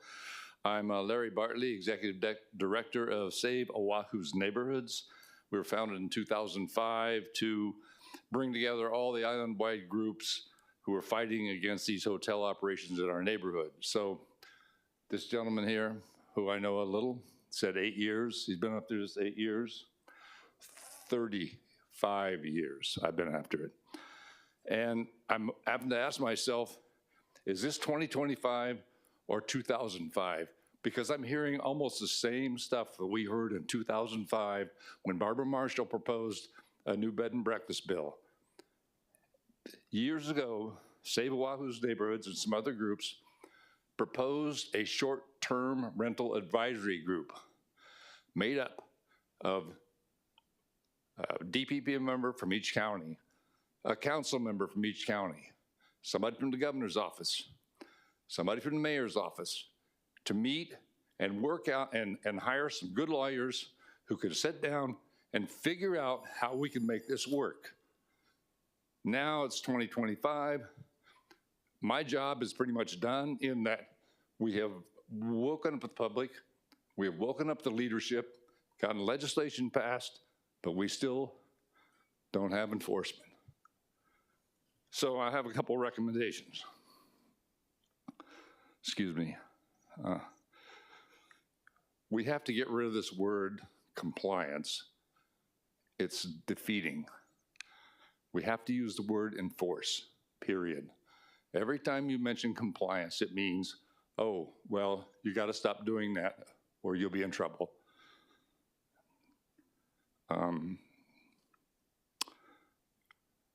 As far as the 90 days goes, getting non-conforming use certificates, we had a plan 2 years ago, I think, when I knew beforehand that, that Watson's ruling was going to stand and how he was going to rule, and that we were going to be looking at non-conforming use certificates for people who had rented between 30 and 90 days. And that should have been already set up by the DPP and the council 2 years ago. The process, the questions you ask, they have to bring in tax forms, showed they paid the excise tax and the state TAT tax. Those are just two of the things. Affidavits from neighbors, et cetera, to prove that they were operating between 30 and 90 days before Watson's ruling. What else? And I appreciate that it's a tough job for inspectors, and it's going to be hard to find people to do this job, to go out into the neighborhoods, wade through the mud, knock on doors, get people to admit they're doing wrong. That's never going to work. It's never going to make a dent. This has to be done through automation and advertising. We've said this for years and years. So if we're not collecting the fines, I mean, I remember when Chair Waters was running zoning about 4 years ago, and Corporation Council comes up, they're asking about a property that had been in foreclosure for several years. Corporation Council could not even find the paperwork. Okay. So there's a real motivation issue here with these different departments working together, and it hasn't gone away. So there's too much here, and if we had a short-term rental advisory group to make the laws work, to make the motivations work, and so forth, then Mr. Bartley, that's duly noted, actually. We'll take that under advisement. Yeah, I will send you all, excuse me, I'll send you all the original paperwork we submitted. Does any member have any questions? Is there anyone else in the chamber who would like to testify? If not, we're going to move to remote testifiers. Clerks, do we have any testifiers? We have one standing by. Mr. Stu Simmons. Yes, can you hear me? And Mr. Simmons, you know, I actually didn't, I underestimated the amount of testifiers because we do have one more informational briefing. I'm going to have to just ask that you be as concise as possible with your testimony. Thank you. I will try my best. My name is Stu Simmons. I'm a resident. I just want to tell you what is actually happening, the reality of the situation. I don't think the DPP and others are telling you the reality.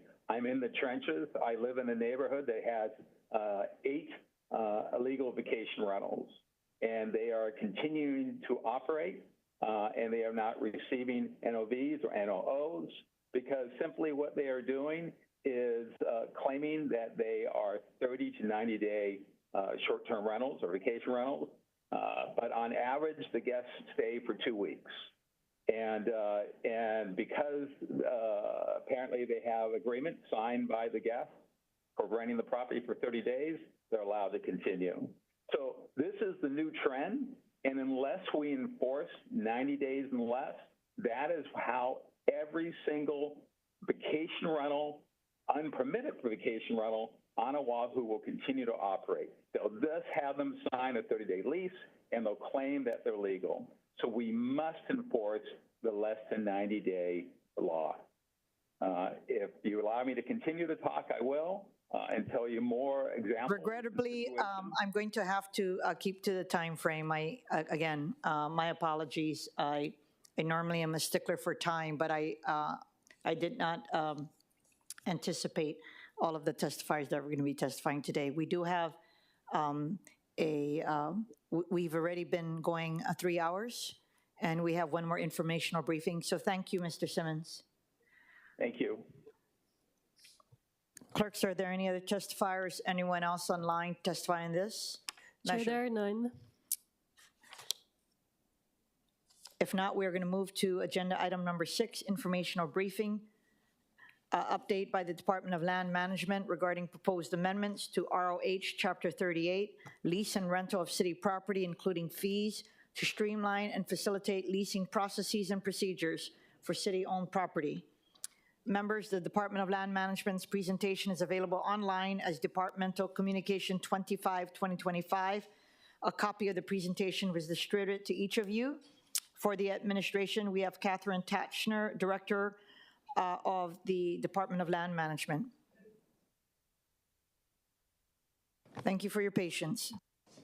Hello, can you hear me? Okay, great. Good afternoon, Chair Kiaʻāina, Vice Chair Dos Santos Tam, and members of the Committee on Zoning. My name is Kat Tashner, and I'm the Director Designate for the Department of Land Management. The Department of Land Management is responsible to protect, develop, and manage the city's real property interests, except for those under the jurisdiction of the Department of Parks and Recreation. We protect the INA through oversight and administration of the city's Clean Water and Natural Lands program. We partner with the community to develop and activate city-owned lands, and we manage approximately 1,500 units of affordable housing across 20 projects in the city's rental housing portfolio. In addition, DLM provides real estate transactional support to support city initiatives and to support other city departments. We regularly assist with various types of transactions, including acquisitions, dispositions, grants of easements, licenses, and leases. Leasing activity is regulated by the revised ordinances of Honolulu Chapter 38, which currently includes bidding processes and exceptions for leases and concessions, property under the Department of Enterprise Services, lease and use of grounds of City Hall and Fosse Municipal Building, and telecommunication facilities. Over the last 2 years, the Department of Land Management has utilized Chapter 38 to enter into ground leases to support almost 500 units of affordable housing on city-owned land. In the next month, we will bring to City Council 2 more ground leases for approval, which will support the development of an additional 200 units of affordable housing. Having worked with Chapter 38 for several years, our observations are as follows. First, Chapter 38 is outdated. It was originally adopted in 1978, and the leasing provisions have not been materially changed since then. In the last 50 years, other solicitation methods have been adopted across the country, which allow much more flexibility and input by the city. Secondly, currently, the general rule for leasing of city properties is by RFB, request for bid, where the high bidder wins. Revenue generation is one, but not the only metric that the city should use to select its tenants. We need to expand our limited toolbox by which we select tenants. One of the issues with the RFB and RFP is that once selected, the city has very little opportunity to influence or amend the bid or proposal, and especially when the procurement process can take years, the world changes, and the deal might have to as well. This limited city input can hinder execution of city priorities, which should not be the case, especially on city-owned land. Finally, an issue with Chapter 38, as you all know, is that it is incredibly slow. Affordable housing is one of our more urgent and pressing issues to solve. As aforementioned, over the last 2 years, we have used Chapter 38 to enter into ground leases to support almost 500 units of affordable housing on city-owned land, and will bring another 200 units through ground leases to City Council for approval in the next month. But the average timeline to actually go through the Chapter 38 process takes years. I put together a little table charting all of the various leasing transactions that we've done. On average, it's a little over 5 years. For Haleʻiwaiʻolu, it took 7 years. We recently went to the groundbreaking for Parkway Village at Kapolei, where they opened up the first phase of apartments after only 13 months of construction. The Chapter 38 process for that transaction was 4.5 years. This timeline does not meet the urgency that the city administration and the city council are trying to move with to address our critical affordable housing needs. This underscores the reason why DLM is proposing revisions to Chapter 38. After working for months with various affected city departments and the Department of Corporation Counsel, we submitted our proposed revisions for final internal review. We expect to place these revisions on an upcoming agenda for City Council's consideration, and in anticipation of that, we are incredibly grateful to Councilmember Kiaʻāina for allowing us to make this informational briefing today. Our proposed revisions to Chapter 38 include the following. Currently, Chapter 38 largely blends leasing and concessions. Our revisions clearly separate the two. Second, we have proposed updates and streamlines for the leasing process. This includes expanding our toolbox to include any competitive selection process instead of just an RFB, or in limited circumstances, an RFP. Third, our proposed revisions include they increase City Council participation. Currently, council approval of leases is only required in very limited circumstances, and council is generally not notified of leasing activities. The proposed revisions have us bringing more leases to council for approval, and in the limited circumstances where council approval is not required, we'll submit an annual report to notify you of the leasing transactions in the preceding year. Fourth, we made some housekeeping and tech edits. And finally, our revisions do not impact property under DES, lease and use of grounds at City Hall and FMB, and telecommunication facilities. As a pilot project to test drive the Chapter 38 revisions, we worked with the Governor's Office to amend the Emergency Proclamation on Housing to explicitly allow the city to waive Chapter 38 and to issue a request for qualifications seeking a development partner to design, build, operate, and maintain affordable housing projects on city-owned property.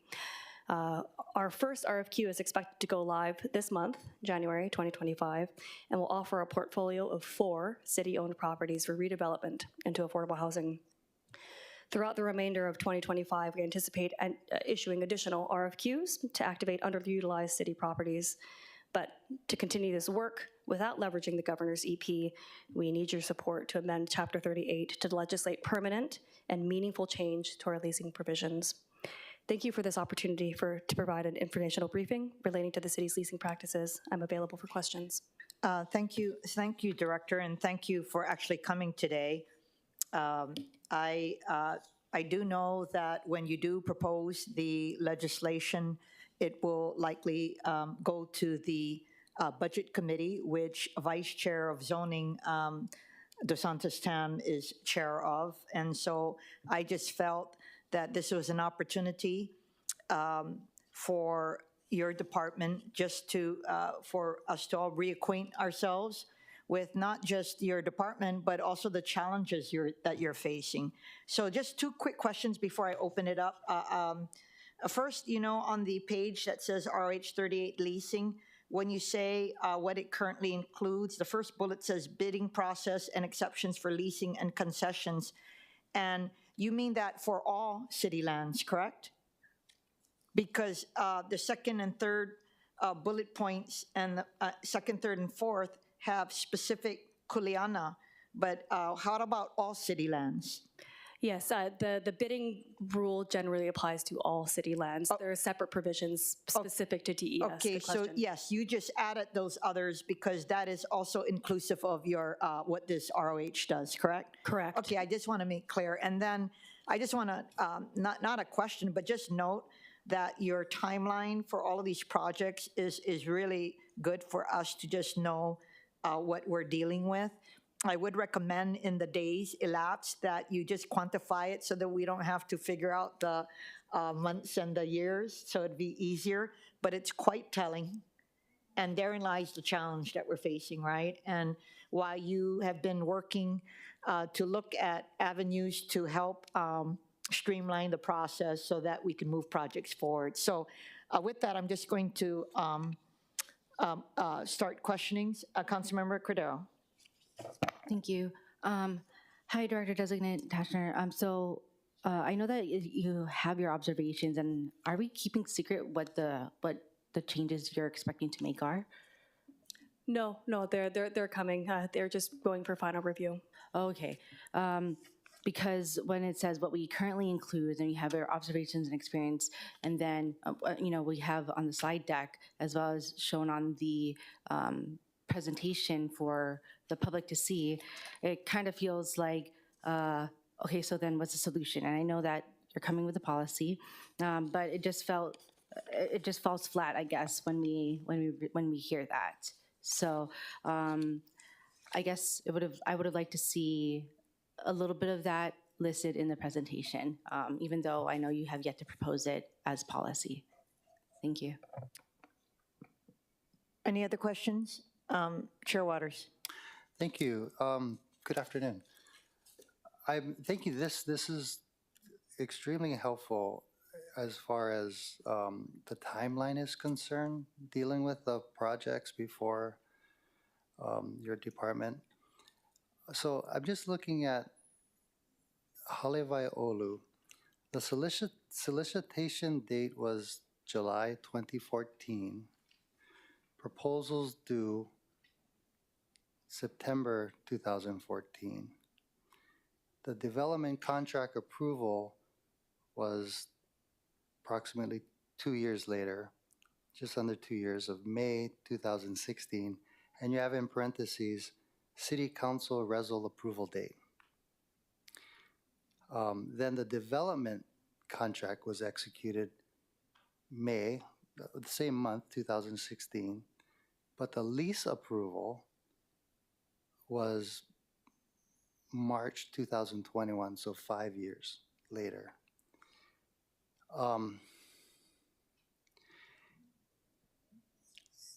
That's like, to follow up on what Councilmember Cordero is talking about, it'd be helpful to actually have the wording and the bill and how you're amending Bill 38 to see if it actually solves the problem. Because really the big timeline difference here was from the time the development contract was approved, which is 2016, to the time the lease was approved, 2021, that 5 years. To me, that seems like it's more of a legal issue, meaning like you have to, and correct me if I'm wrong, you would review the contract, make sure you dot your I's, cross your T's, and then approve it. Why is that taking so long? That's an excellent question. So the Chapter 38 revisions won't solve this entire timeline. One of the major delays into actually executing the lease is that the developer is required to have their financing in line. And with the limited availability of low-income housing tax credits and other financing sources, that's typically what drags out the timeline to execution of the ground lease. What Chapter 38 revisions will do will have an impact on the ability for the city to enter into the development contract on the front end. It shortens the solicitation preparation time by the department. It shortens the, it also lowers, right now, for example, affordable housing developers have to submit a proposal. By amending Chapter 38 to allowing any method of competitive solicitation, for example, a request for qualifications, the developer is going to be able to more quickly respond to the city's solicitation, so it cuts down on their response timeline. It also will cut down on the city's review timeline, where we won't have to go into the specific proposal review. We can just look at their qualifications. So I think that in the context of Chapter 38, the column with the days elapsed from solicitation to development contract execution will be able to shorten that time period. The ground lease, it's largely dependent upon external factors, so that can't be solved through this. But if we can cut down from 684 days to 400 something days. That's almost a year right there. And so that's really what this is trying to tackle. Okay, and that's laudable. And that's what I kind of thought when I looked at the timeline, that the Chapter 38 revisions will help from the solicitation date to contract approval by the council, yeah, which as in the Halewaiʻolu case was 684 days. So anything we can do there is great. But if you look to the next column, the days elapsed from solicitation to lease, 2,527 days. What can we do to help alleviate that? So yesterday, Executive Director Kevin Auger for the Mayor's Office of Housing made a presentation, and I think one of the things we need to explore are alternative financing mechanisms so that we can fund affordable housing. That largely is one of the things that contributes to that massive delay between development contract execution and ground lease execution. I see. I mean, would it be more appropriate to not bring these to the council until that is completed? I know they go through HHFTC, right, a lot of times to get less low-income tax credits and whatnot. But yeah, it just looks bad, right? If it takes 7 years, Halewaiʻolu 7 years. Wow. Okay, well, again, looking forward to seeing the amendments to Bill 38. But we should also work on the timeline between the development contract approval and lease approval too. Okay, thank you, Chair. Vice Chair DeSantis-Tam. Thank you. I look forward, like Chair Waters, I look forward to seeing the proposed revisions in a bill form and looking forward to seeing how we can move them along, especially because much of the city's leasable spaces in Chinatown, and many of those, in fact, most of those are empty at this point in terms of the retail and commercial spaces. I do have a question about how the proposed bill would impact telecommunications facilities. I know on the slide it says there's no impact on the telecommunication facilities leasing process. I bring this up because every so often, probably a couple times a year, we get a resolution asking us to waive the existing telecommunications facilities fee structure because DIT's determined that it's, quote, not feasible or equitable for the city. And I would like to resolve that because I think when they set these fees a long time ago, it was really basic cell phone antennas, and now we have all kinds of different cell phone antennas. And if DIT is going to keep coming to the council asking for a waiver, we should really just look at the underlying thing. And so what I'd like to ask is, as you draft the bill, if the purpose clause or findings clause can be broad enough to cover potentially adding in some telecommunications facilities reforms as well, just so we can do it all at once. Okay, thank you. Members, any other questions? Thank you, Director. And again, I know that you guys are still in the drafting stages, but I do know that this is the first committee hearing, and as the months progress, we're going to have little time to have informational briefings. So I just wanted to make sure that DLM was on all of our radars as you continue to do what you're doing. We look forward to the proposal. Thank you so much. I would like now to take public testimony, proceeding first with in-person testimony. Clerks, do we have any in-person testifiers? Chair, there are none. Is there anyone else in the council chamber who would like to testify? Please come forward to the podium and begin by stating your name. Seeing none, proceeding on with remote testimony. Clerks, do we have any remote testifiers, or is there anyone standing by online? Chair, there are none. Thank you, everyone, for being here today. There being no further business, this meeting is adjourned.